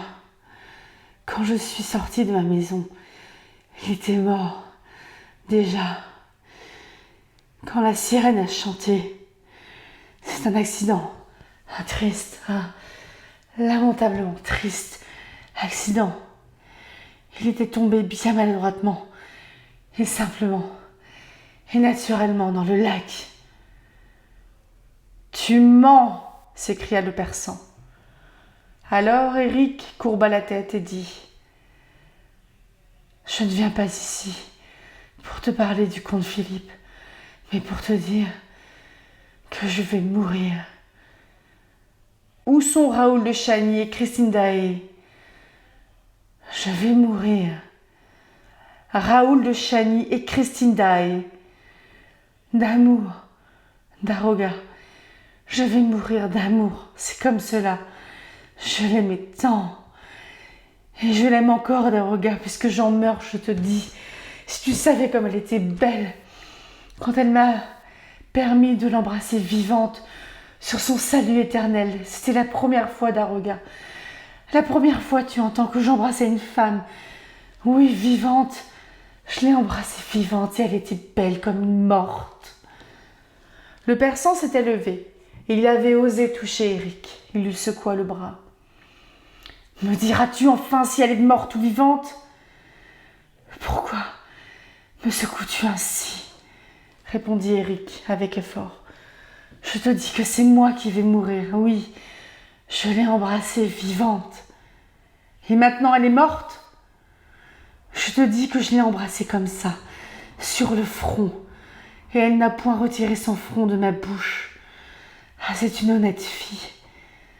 Quant à être morte, je ne pense pas, bien que ça ne me regarde plus. Non, non, elle n'est pas morte. Et il ne faudrait pas que j'apprenne que quelqu'un a touché un cheveu de sa tête. C'est une brave et honnête fille qui t'a sauvé la vie par-dessus le marché daroga. Dans un moment où je n'aurais pas donné 2 sous de ta peau de persan. Au fond, personne ne s'occupait de toi. Pourquoi étais-tu là avec ce petit jeune homme? Tu allais mourir par-dessus le marché. Ma parole, elle me suppliait pour son petit jeune homme. Mais je lui ai répondu que puisqu'elle avait tourné le scorpion, j'étais devenue par cela même. Et de sa bonne volonté, son fiancé, et qu'elle n'avait pas besoin de deux fiancés, ce qui était assez juste. Quant à toi, tu n'existais pas. Tu n'existais déjà plus, je te le répète, et tu allais mourir avec l'autre fiancé. Seulement, écoute bien, Daroga, comme vous criez comme des possédés à cause de l'eau, Christine est venue à moi, ses beaux grands yeux bleus ouverts, et elle m'a juré sur son salut éternel qu'elle consentait à être ma femme vivante. Jusqu'alors, dans le fond de ses yeux, Daroga, j'avais toujours vu ma femme morte. C'était la première fois que j'y voyais ma femme vivante. Elle était sincère. Sur son salut éternel, elle ne se tuerait point. Marché conclu. Une demi-minute plus tard, toutes les eaux étaient retournées au lac et je tirais ta langue, Daroga, car j'ai bien cru ma parole que tu y resterais. Enfin, voilà, c'était entendu. Je devais vous reporter chez vous, sur le dessus de la terre. Enfin, quand vous m'avez eu débarrassé le plancher de la chambre Louis-Philippe, j'y suis revenu, moi, tout seul. Qu'avais-tu fait du vicomte de Chagny? Interrompit le persan. Ah, tu comprends. Celui-là, Daroga, je n'allais pas comme ça le reporter tout de suite sur le dessus de la terre. C'était un otage. Mais je ne pouvais pas non plus le conserver dans la demeure du lac à cause de Christine. Alors je l'ai enfermé, bien confortablement. Je l'ai enchaîné proprement. Le parfum de Mazanderan l'avait rendu mou comme une chiffe. Dans le caveau des communards, qui est dans la partie la plus déserte de la plus lointaine cave de l'opéra, plus bas que le 5e dessous, là où personne ne va jamais et d'où l'on ne peut se faire entendre de personne. J'étais bien tranquille. Et je suis revenue auprès de Christine. Elle m'attendait. À cet endroit de son récit, il paraît que le fantôme se leva si solennellement que le persan qui avait repris sa place dans son fauteuil dut se lever, lui aussi, comme obéissant au même mouvement, et sentant qu'il était impossible de rester assis dans un moment aussi solennel. Et même, m'a dit le persan lui-même, il ôta, bien qu'il eût la tête rase, son bonnet d'astrakan. Oui, elle m'attendait, reprit Éric, qui se prit à trembler comme une feuille, mais à trembler d'une vraie émotion solennelle. Elle m'attendait, toute droite, vivante, comme une vraie fiancée vivante, sur son salut éternel. Et quand je me suis avancée, plus timide qu'un petit enfant, elle ne s'est point sauvée, non, non, elle est restée, elle m'a attendue. Je crois bien même, Daroga, qu'elle a un peu, oh pas beaucoup, mais un peu, comme une fiancée vivante, tendu son front, et je l'ai embrassée, moi, et elle n'est pas morte, et elle est restée tout naturellement à côté de moi, après que je l'ai eu embrassée, comme ça, sur le front. Ah, que c'est bon, Daroga, d'embrasser quelqu'un. Tu ne peux pas savoir, toi, mais moi, ma mère Daroga, ma pauvre, misérable mère n'a jamais voulu que je l'embrasse. Elle se sauvait en me jetant mon masque. Ni aucune femme. Jamais. Jamais. Alors, n'est-ce pas? D'un pareil bonheur, n'est-ce pas? J'ai pleuré. Et je suis tombée en pleurant à ses pieds. Et j'ai embrassé ses pieds, ses petits pieds en pleurant. Toi aussi tu pleures, Daroga. Et elle aussi pleurait. L'ange a pleuré.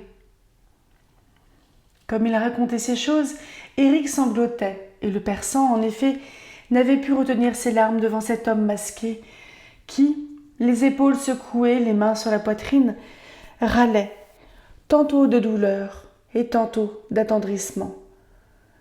Oh, Daroga! J'ai senti ses larmes couler sur mon front, à À moi, à moi. Elles étaient chaudes, elles étaient douces. Elles allaient partout sous mon masque, ces larmes. Elles allaient se mêler à mes larmes dans mes yeux. Elles coulaient jusque dans ma bouche. Ah, ces larmes à elles, sur moi. Écoute, Daroga, écoute ce que j'ai fait.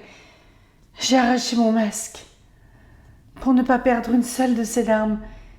Et elle ne s'est pas enfuie. Et elle n'est pas morte. Elle est restée vivante, à pleurer.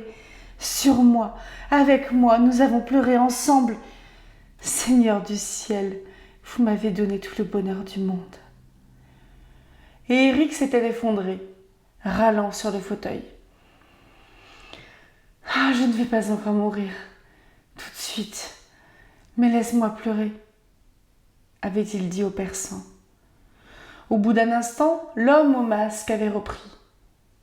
Écoute, Daroga, écoute bien cela. Pendant que j'étais à ses pieds, j'ai entendu qu'elle disait « Pauvre, malheureux Eric !» Et elle a pris ma main.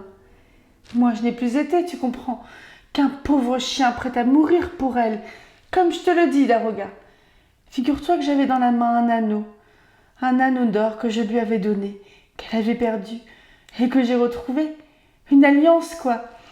Je le lui ai glissé dans sa petite main et je lui ai dit « Tiens, prends ça pour toi et pour lui. Ce sera mon cadeau de noces, le cadeau du pauvre malheureux Eric. Je sais que tu l'aimes, le pauvre jeune homme. Ne pleure plus. » Elle m'a demandé d'une voix bien douce ce que je voulais dire, alors je lui ai fait comprendre. Et elle a compris tout de suite que je n'étais pour elle qu'un pauvre chien prêt à mourir. Mais elle pourrait se marier avec le jeune homme quand elle voudrait, parce qu'elle avait pleuré avec moi. Ah, Daroga, tu penses que lorsque je lui disais cela, c'était comme si je découpais bien tranquillement mon cœur en quatre, mais elle a pleuré avec moi. Et elle avait dit « Pauvre malheureux Eric !» L'émotion d'Eric était telle qu'il dut avertir le persan de ne point le regarder, car il étouffait et il était dans la nécessité d'ôter son masque. À ce propos, le Daroga m'a raconté qu'il était allé lui-même à la fenêtre et qu'il l'avait ouverte, le cœur soulevé de pitié, mais en prenant grand soin de fixer la cime des arbres du jardin des Tuileries pour ne point rencontrer le visage du monstre. « Je suis allé, avait continué Eric, délivrer le jeune homme et je lui ai dit de me suivre auprès de Christine. Ils se sont embrassés devant moi dans la chambre Louis-Philippe. Christine avait mon anneau.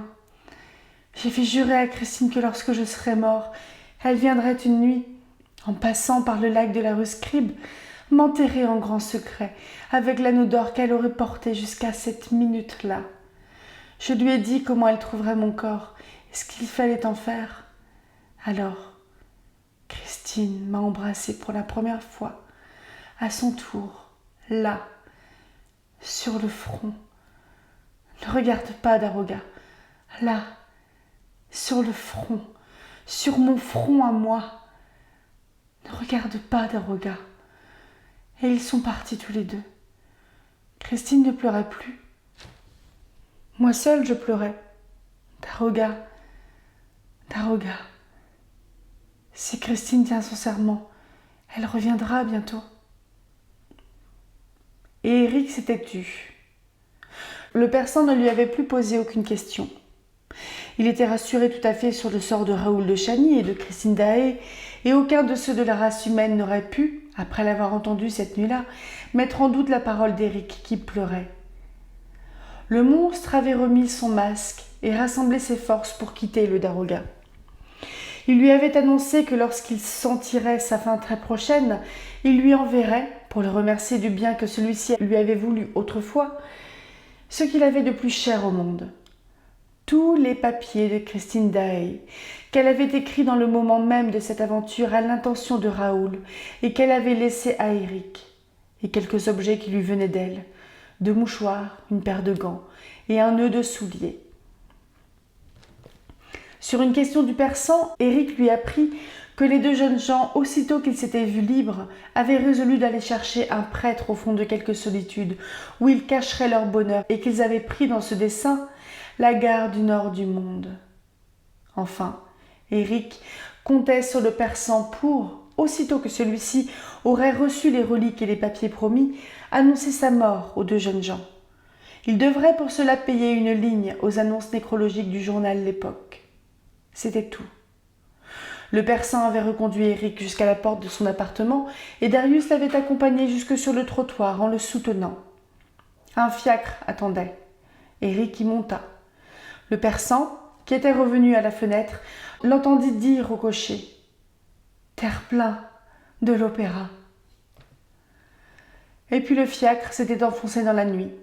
Le Persan avait pour la dernière fois vu le pauvre malheureux Éric. 3 semaines plus tard, le journal L'Époque avait publié cette annonce nécrologique. Éric est mort. Chapitre 15. Épilogue. Telle est la véridique histoire du fantôme de l'opéra. Comme je l'annonçais au début de cet ouvrage, on ne saurait douter maintenant qu'Éric ait réellement vécu. Trop de preuves de cette existence sont mises aujourd'hui à la portée de chacun pour qu'on ne puisse suivre raisonnablement les faits et les gestes d'Éric à travers tout le drame des Chagny. Il n'est point besoin de répéter ici combien cette affaire passionna la capitale. Cet artiste enlevé, le comte de Chagny mort dans des conditions si exceptionnelles, son frère disparu, et le triple sommeil des employés de l'éclairage de l'opéra. Quel drame, quelle passion, quel crime s'était déroulé autour de l'idylle de Raoul et de la douce et charmante Christine. Qu'était devenue la sublime et mystérieuse cantatrice dont la terre ne devait plus jamais, jamais entendre parler. On la représenta comme la victime de la rivalité de 2 frères, et nul n'imagina ce qui s'était passé.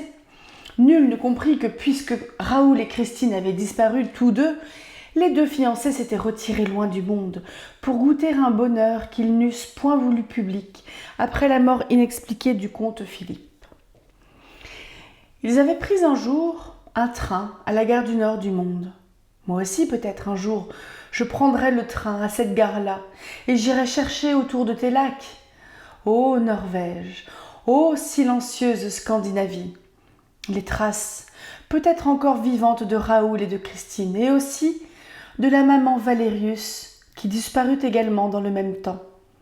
Peut-être un jour entendrai-je de mes oreilles l'écho solitaire du nord du monde, répéter le chant de celle qui a connu l'ange de la musique. Bien après que l'affaire, par les soins inintelligents de monsieur le juge d'instruction fort, fut classée, la presse, de temps à autre, cherchait encore à pénétrer le mystère et continuait à se demander où était la main monstrueuse qui avait préparé et exécuté tant d'inouïes catastrophes.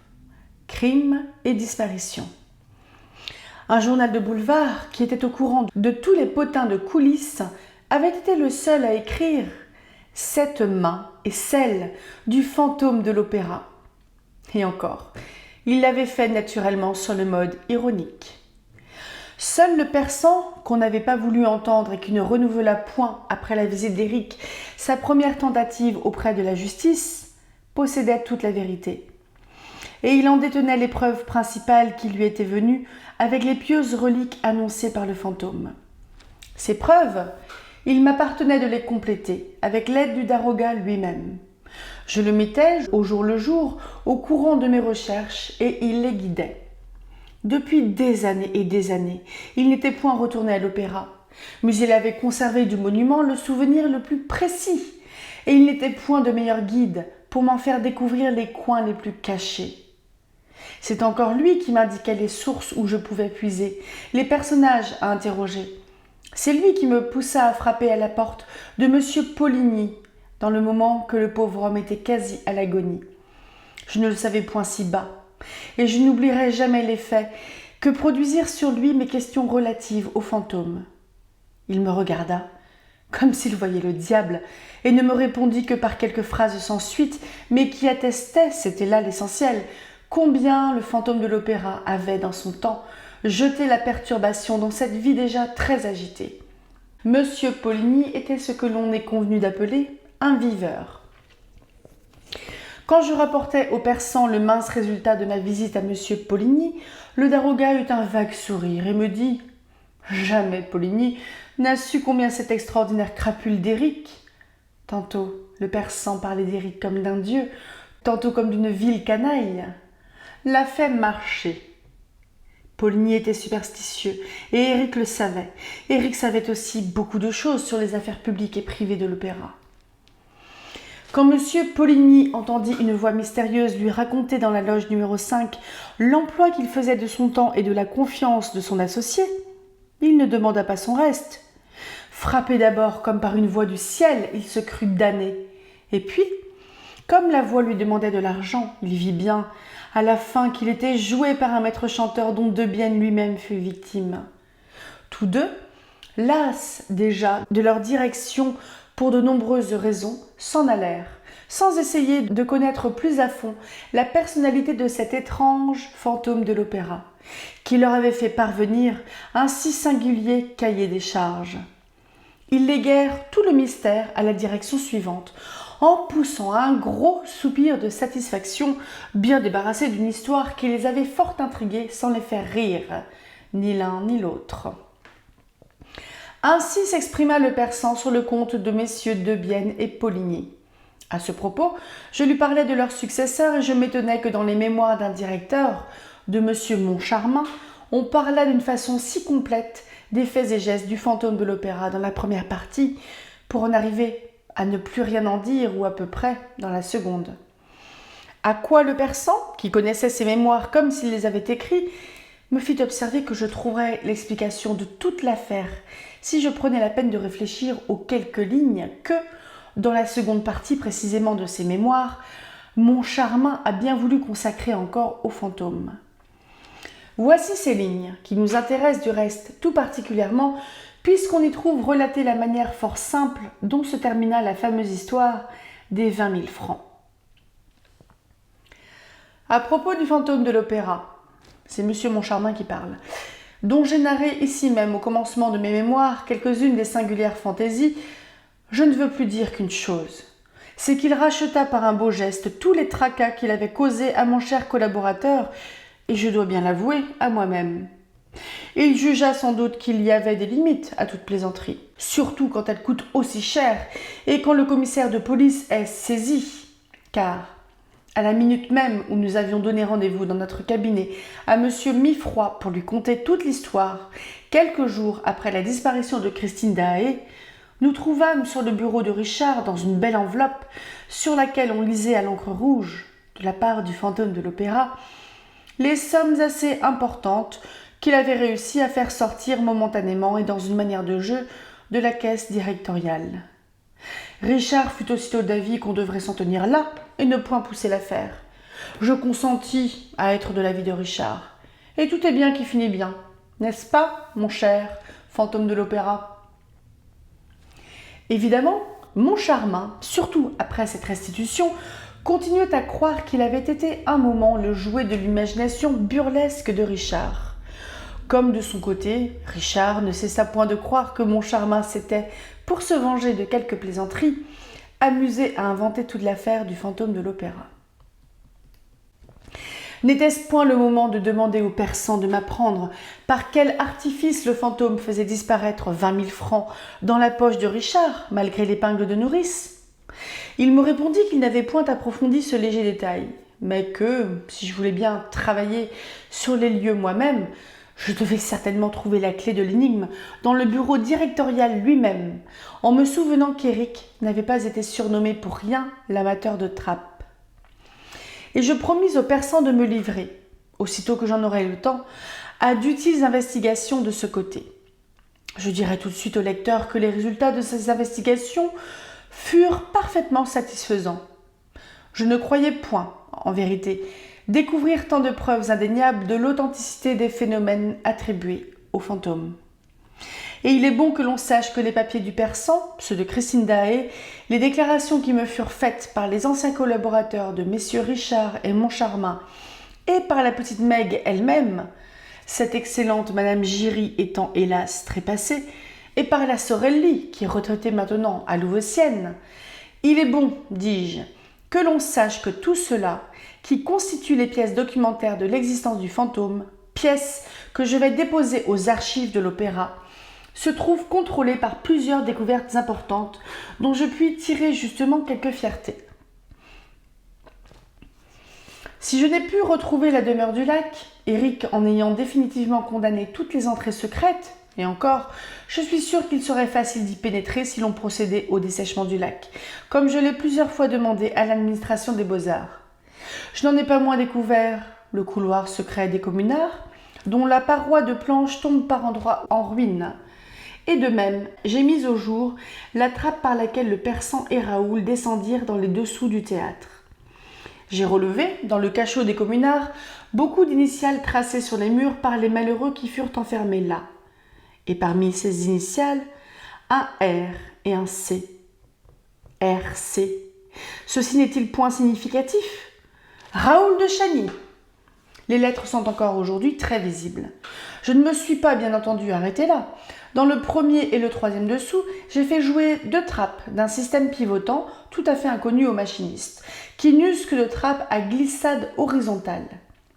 Enfin, je puis dire, en toute connaissance de cause au lecteur, visitez un jour l'opéra, demandez à vous y promener en paix, sans cicerone stupide. Entrez dans la loge numéro 5 et frappez sur l'énorme colonne qui sépare cette loge de l'avant-scène. Frappez avec votre canne ou avec votre poing et écoutez jusqu'à hauteur de votre tête. La colonne sonne le creux. Et après cela, ne vous étonnez point qu'elle ait pu être habitée par la voix du fantôme. Il y a dans cette colonne de la place pour 2 hommes.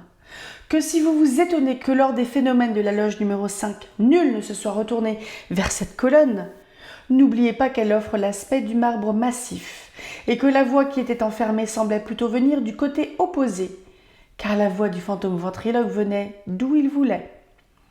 La colonne est travaillée, sculptée, fouillée et trifouillée par le ciseau de l'artiste. Je ne désespère pas de découvrir un jour le morceau de sculpture qui devait s'abaisser et se relever à volonté pour laisser un libre et mystérieux passage à la correspondance du fantôme avec Madame Giry et à ses générosités.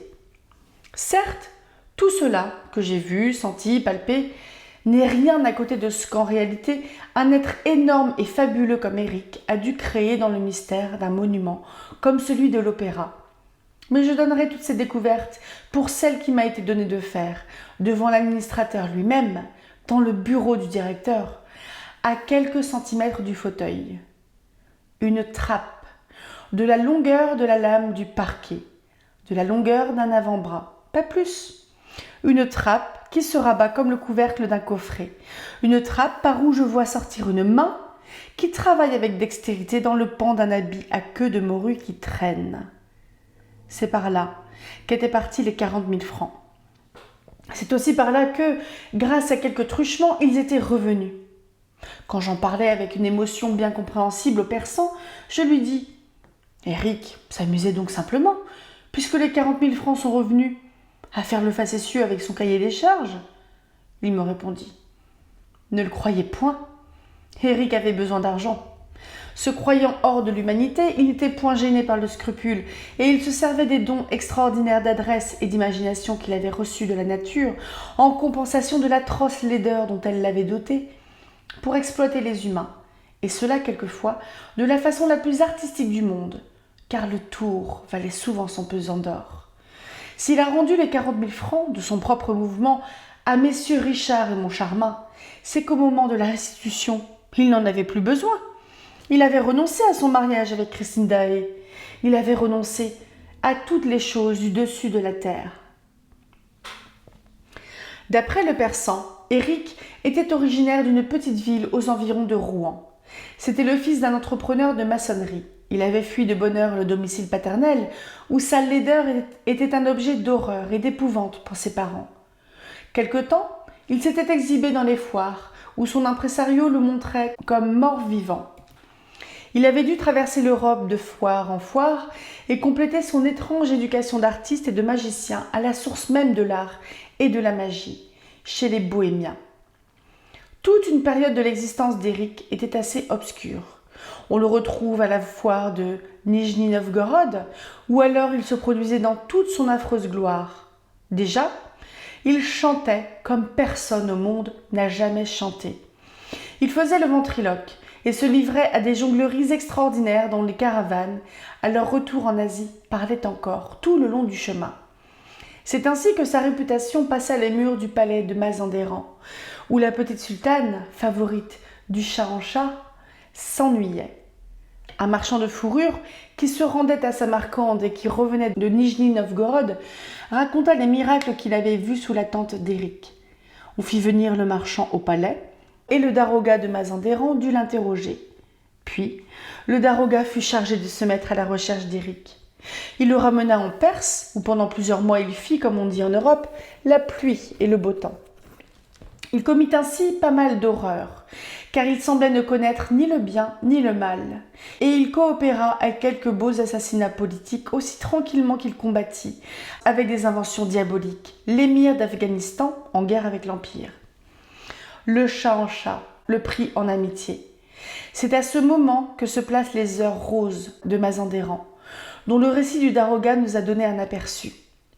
Comme Éric avait, en architecture, des idées tout à fait personnelles et qu'il concevait un palais comme un prestidigitateur peut imaginer un coffret à combinaison, le Shah-en-Shah lui commanda une construction de ce genre, qu'il mena à bien et qui était, paraît-il, si ingénieuse que sa majesté pouvait se promener partout sans qu'on l'aperçût et disparaître sans qu'il fût possible de découvrir par quel artifice.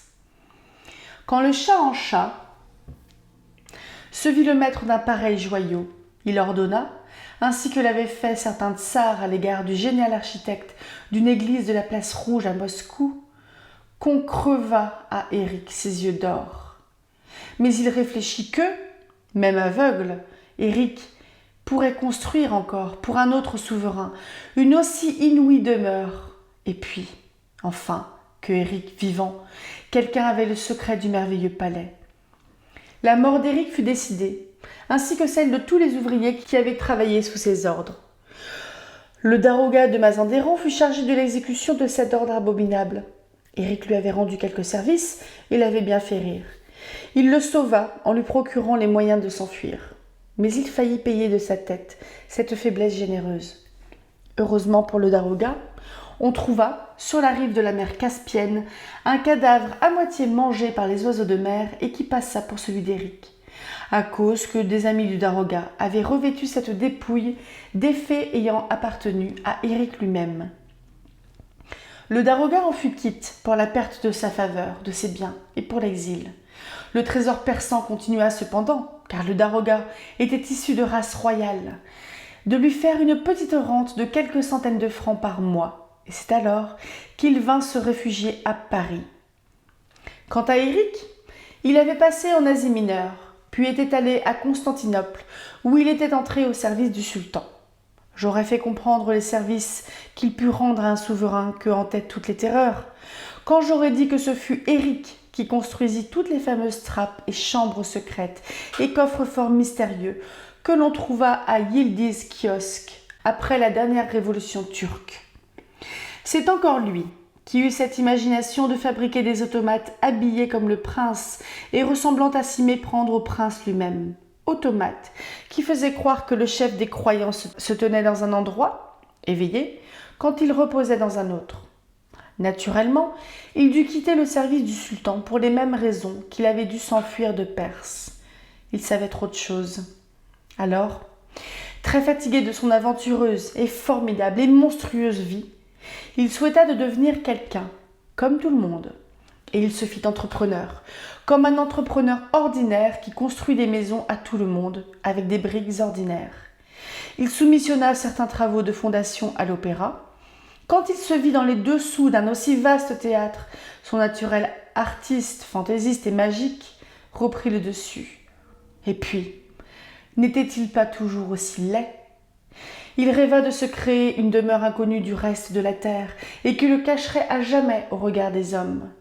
On sait, et l'on devine la suite. Elle est tout au long de cette incroyable et pourtant véridique aventure. Pauvre malheureux Éric. Faut-il le plaindre ? Faut-il le maudire? Il ne demandait qu'à être quelqu'un comme tout le monde. Mais il était trop laid. Et il dut cacher son génie ou faire des tours avec, quand, avec un visage ordinaire, il eût été l'un des plus nobles de la race humaine. Il avait un cœur à contenir l'empire du monde et il dut finalement se contenter d'une cave. Décidément, il faut plaindre le fantôme de l'opéra. J'ai prié malgré ses crimes sur sa dépouille et que Dieu l'ait décidément en pitié. Pourquoi Dieu a-t-il fait un homme aussi laid que celui-là? Je suis sûre, bien sûr, d'avoir prié sur son cadavre l'autre jour quand on l'a sorti de la terre, à l'endroit même où l'on enterrait les voix vivantes. C'était son squelette. Ce n'est point à la laideur de la tête que je l'ai reconnu, car lorsqu'ils sont morts depuis si longtemps, tous les hommes sont laids. Mais à l'anneau d'or qu'il portait, et que Christine Daae était certainement venue lui glisser au doigt avant de l'ensevelir, comme elle le lui avait promis.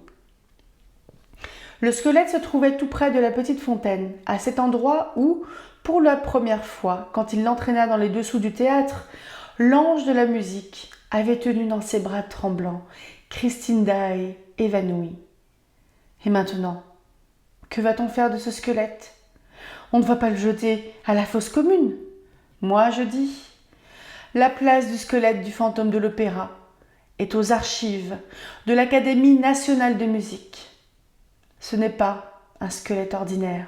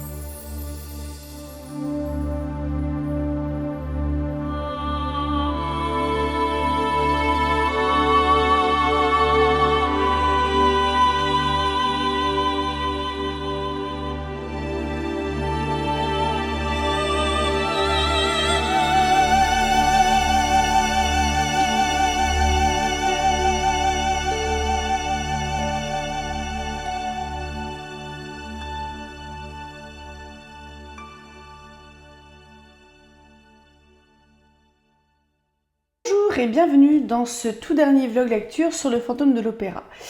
Alors tout d'abord je voulais m'excuser du délai que je me suis accordé en plus parce que je me suis payé une bonne migraine. C'est pas une migraine qui a duré pendant des jours mais qui venait de taper un peu par moment tout le week-end en gros. Et ce qui fait que j'ai quand même pas mal roupillé surtout et ça faisait vraiment symptôme de migraine, c'est très chiant. Donc je me suis reposée tranquille et puis c'est pas grave, j'ai juste décalé un petit peu. Deuxième excuse aussi, c'est que je ne me suis pas rendu compte que la lecture des 3 derniers chapitres et de l'épilogue serait si longue que ça. Donc là, à vue de nez, je pense qu'on pète le score, on doit être pas loin des 2 heures. Ce qui fait que je vais essayer d'aller au plus vite pour le vlog lecture. Donc tout ça pour vous dire que c'est une très très belle lecture. J'ai adoré. C'est un très très bon bouquin. Honnêtement, j'ai vraiment kiffé. Là, on a lu pourtant une 30aine de pages seulement. Parce que, ouais, à peu près. On avait l'histoire des tonneaux, donc de Chani et le persan qui sont dans la chambre au supplice, qui descendent par la trappe alors qu'ils crèvent de soif, qui se rendent compte qu'ils sont sur une poudrière. Ça fait très Game of Thrones, là, si ça vous dit quelque chose.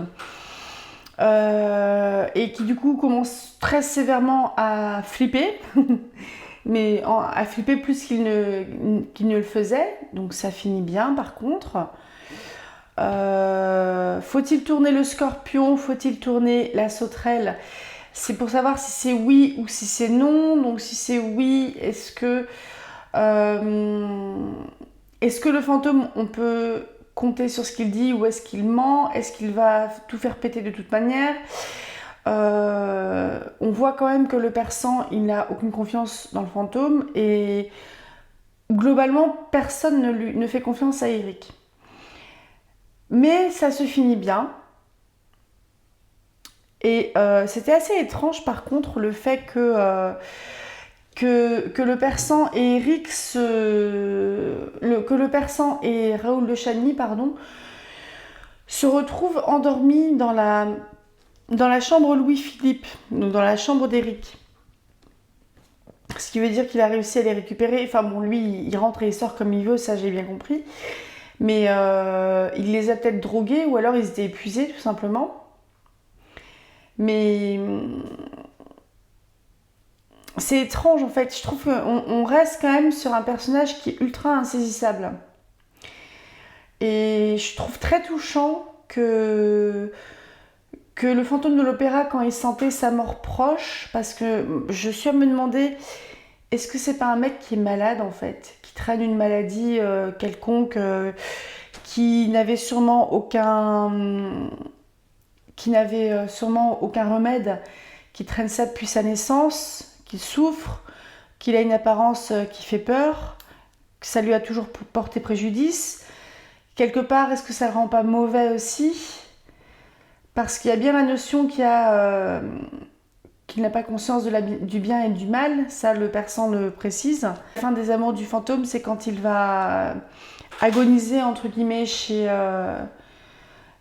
le persan pour dire bah là je suis au bout quoi, j'arrive au bout. Et en fait c'est vrai que c'est hyper triste, hein.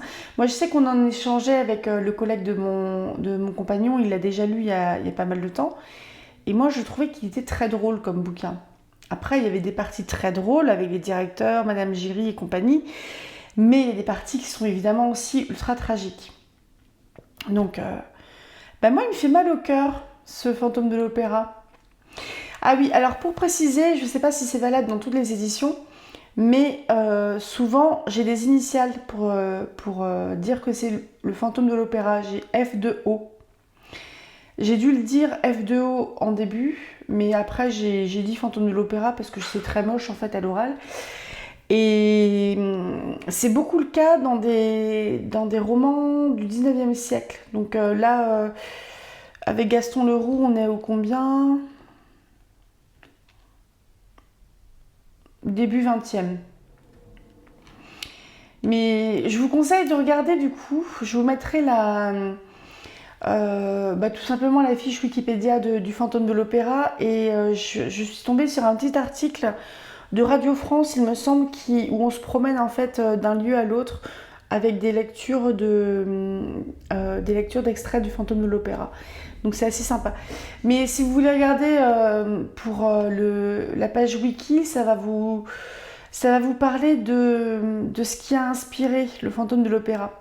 Et ça me donne envie d'ailleurs de lire en réécriture moderne. Nous avons très récemment Sing Me Forgotten de Jessica Olson. Donc je vais me pencher un peu là-dessus. Où là, le fantôme de l'opéra, c'est une jeune femme. Ça date de 2021. Bref, tout ça pour dire que c'est une très belle lecture. Moi, c'est vraiment une lecture que j'ai beaucoup aimée. Je ne savais pas du tout où on allait. Je sentais bien que ça n'allait pas finir trop bien non plus. Donc je suis très contente que Christine et Raoul soient repartis comment il disait, dans la gare du nord du monde avec Madame Valerius. Il méritait. Et le persan, je trouve ça un petit peu triste, mais en fait le fantôme il a une vie qui était très triste et qui était terrible, mais il a fait plein de choses aussi. Et tous les petits éléments comme ça donne vachement envie d'écrire de la fanfic. Je sais pas vous, mais moi, carrément. Et d'ailleurs, pour les amateurs de fanfiction, donc les fanfictions, c'est des écrits en général qui sont amateurs, donc qui sont écrits par des fans sur un livre, un film, une série télé ou autre en particulier, où on se réimmerge dans l'univers, soit pour en respecter le canon, c'est-à-dire l'histoire, ce qui est écrit, soit pour la modifier. Et si vous voulez, je trouve que le fantôme de l'opéra, ça se marierait très bien avec les univers de Neil Gaiman. Je pense surtout à Neverwhere, avec le Londres d'en haut et le Londres d'en bas. Et je pense aussi à Nancy Boys et American Gods. Parce que, là j'étais en train de me dire, mais il peut y avoir quelle divinité qui se cache sous une apparence terrible comme ça et qui meurt au bout de quelques années, parce qu'il devait être plutôt jeune, il a quoi, une trentaine, quarantaine d'années. Et ouais, j'ai trouvé que c'était une histoire touchante, rondement menée. Alors l'aspect enquête, je trouve que ça m'avait un petit peu éloigné en fait en termes d'implication émotionnelle de ce qui se passait, parce que je pense que, alors pour ceux qui m'ont écouté sur La Lettre écarlate de Nathaniel Hawthorne, j'ai fait des pauses parce que je chialais globalement. Donc c'est pas facile de lire à voix haute quand on pleure. Mais je pense qu'on aurait été impliqué sans que l'histoire nous soit contée, rapportée par quelqu'un d'autre, sans qu'il y ait cette distance de...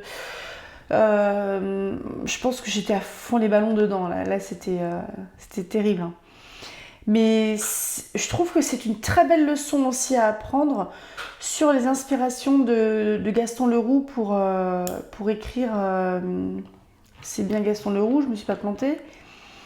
Oui, pour écrire Le fantôme de l'opéra. Bon, je vais le dire très rapido.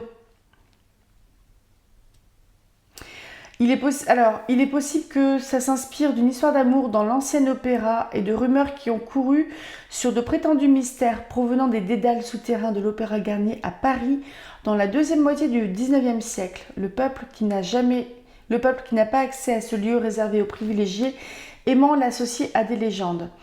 Il est possible aussi que Leroux, en mettant en scène le fantôme menaçant de faire exploser la salle de spectacle, fasse allusion à des incendies.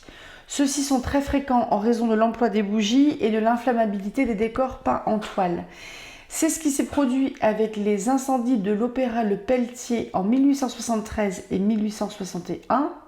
C'est bizarre de le dire comme ça. Ainsi qu'en 1862, où les vêtements d'une danseuse prennent feu. Elle meurt des suites de ses blessures.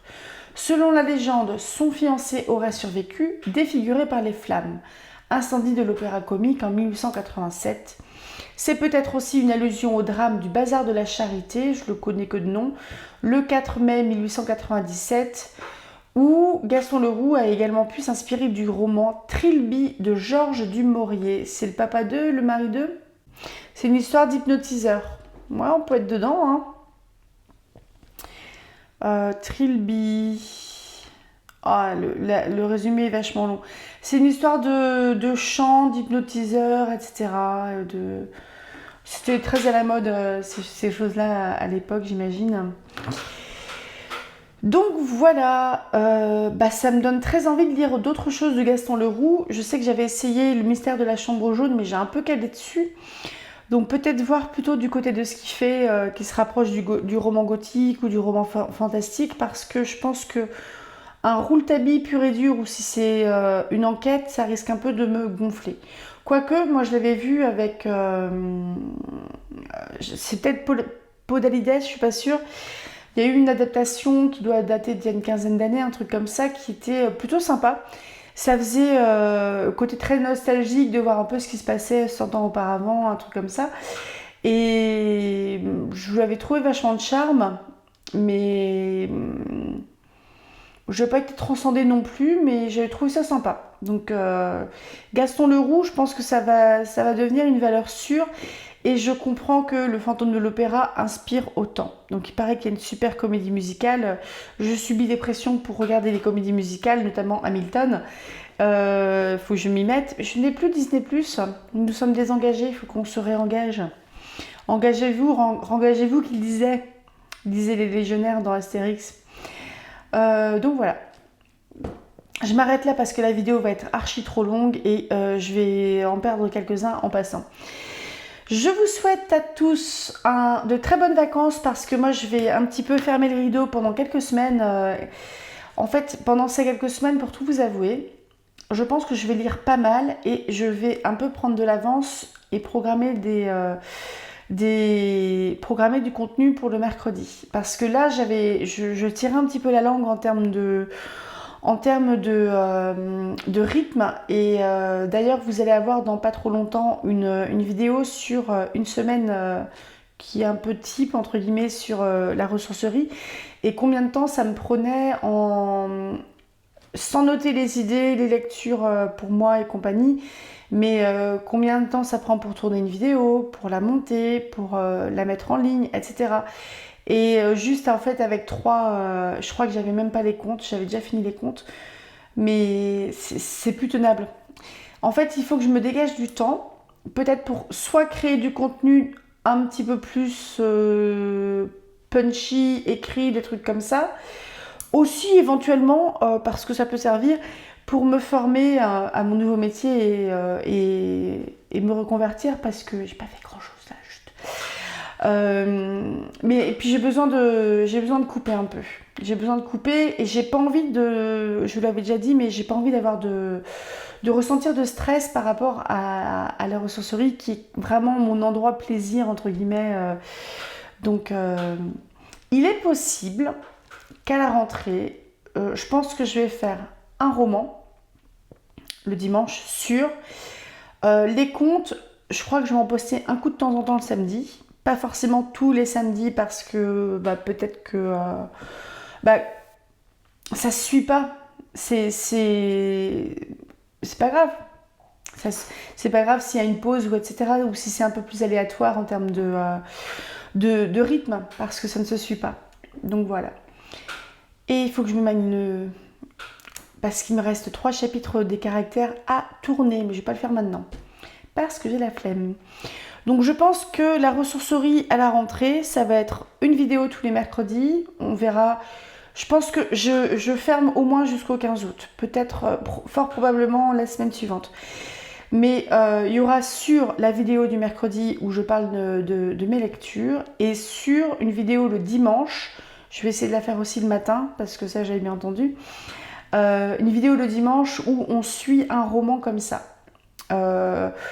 Pour le moment, mon cœur vacille entre peut-être Monsieur Vénus de Rachilde ou Le Diable au corps de... Je crois que c'est Raymond Radiguet. Raymond, je crois. Peut-être. Ça fait un peu comédie de mœurs, si vous voulez. Ou peut-être qu'on part sur un truc qui peut ressembler un petit peu à du Jane Austen en allant du côté de chez Virginia Woolf ou George Eliot ou les Cranford et compagnie, là, Elisabeth... Gaskell, peut-être. Je sais pas. Ou, comme je vous avais dit, il y a aussi, je crois qu'il y a le signe des 4, là, le nouveau Holmes, enfin celui qui faisait la suite du premier bouquin, donc je me souviens plus le nom. Donc voilà, je vous souhaite de très bonnes vacances. Il y a une vidéo de programmée pour ce mercredi, donc probablement demain, parce que, ouais, je suis en retard. Je vais faire aussi les caractères dans la foulée, mais ce sera peut-être probablement jeudi parce que je ne vais pas vous bombarder de 4 vidéos le même jour, parce que vous allez péter un plomb. Je vais les mettre sur les autres jours. Pour la rentrée, je vous prépare une super interview de Sarah Fay, l'autrice dont je suis la partenaire cette année, sur les Killing Vipers. Et des vidéos thématiques aussi, notamment sur des auteurs auto-édités. Oui, je parle bien de toi, Céline. Allez, à tout bientôt. Passez un très bon mardi. Et salut. Lisez tout plein et rêvez tout grand. Et reposez-vous aussi parce qu'à un bout d'un moment, faut se reposer. Il faut prendre soin de soi. À tout bientôt. Salut.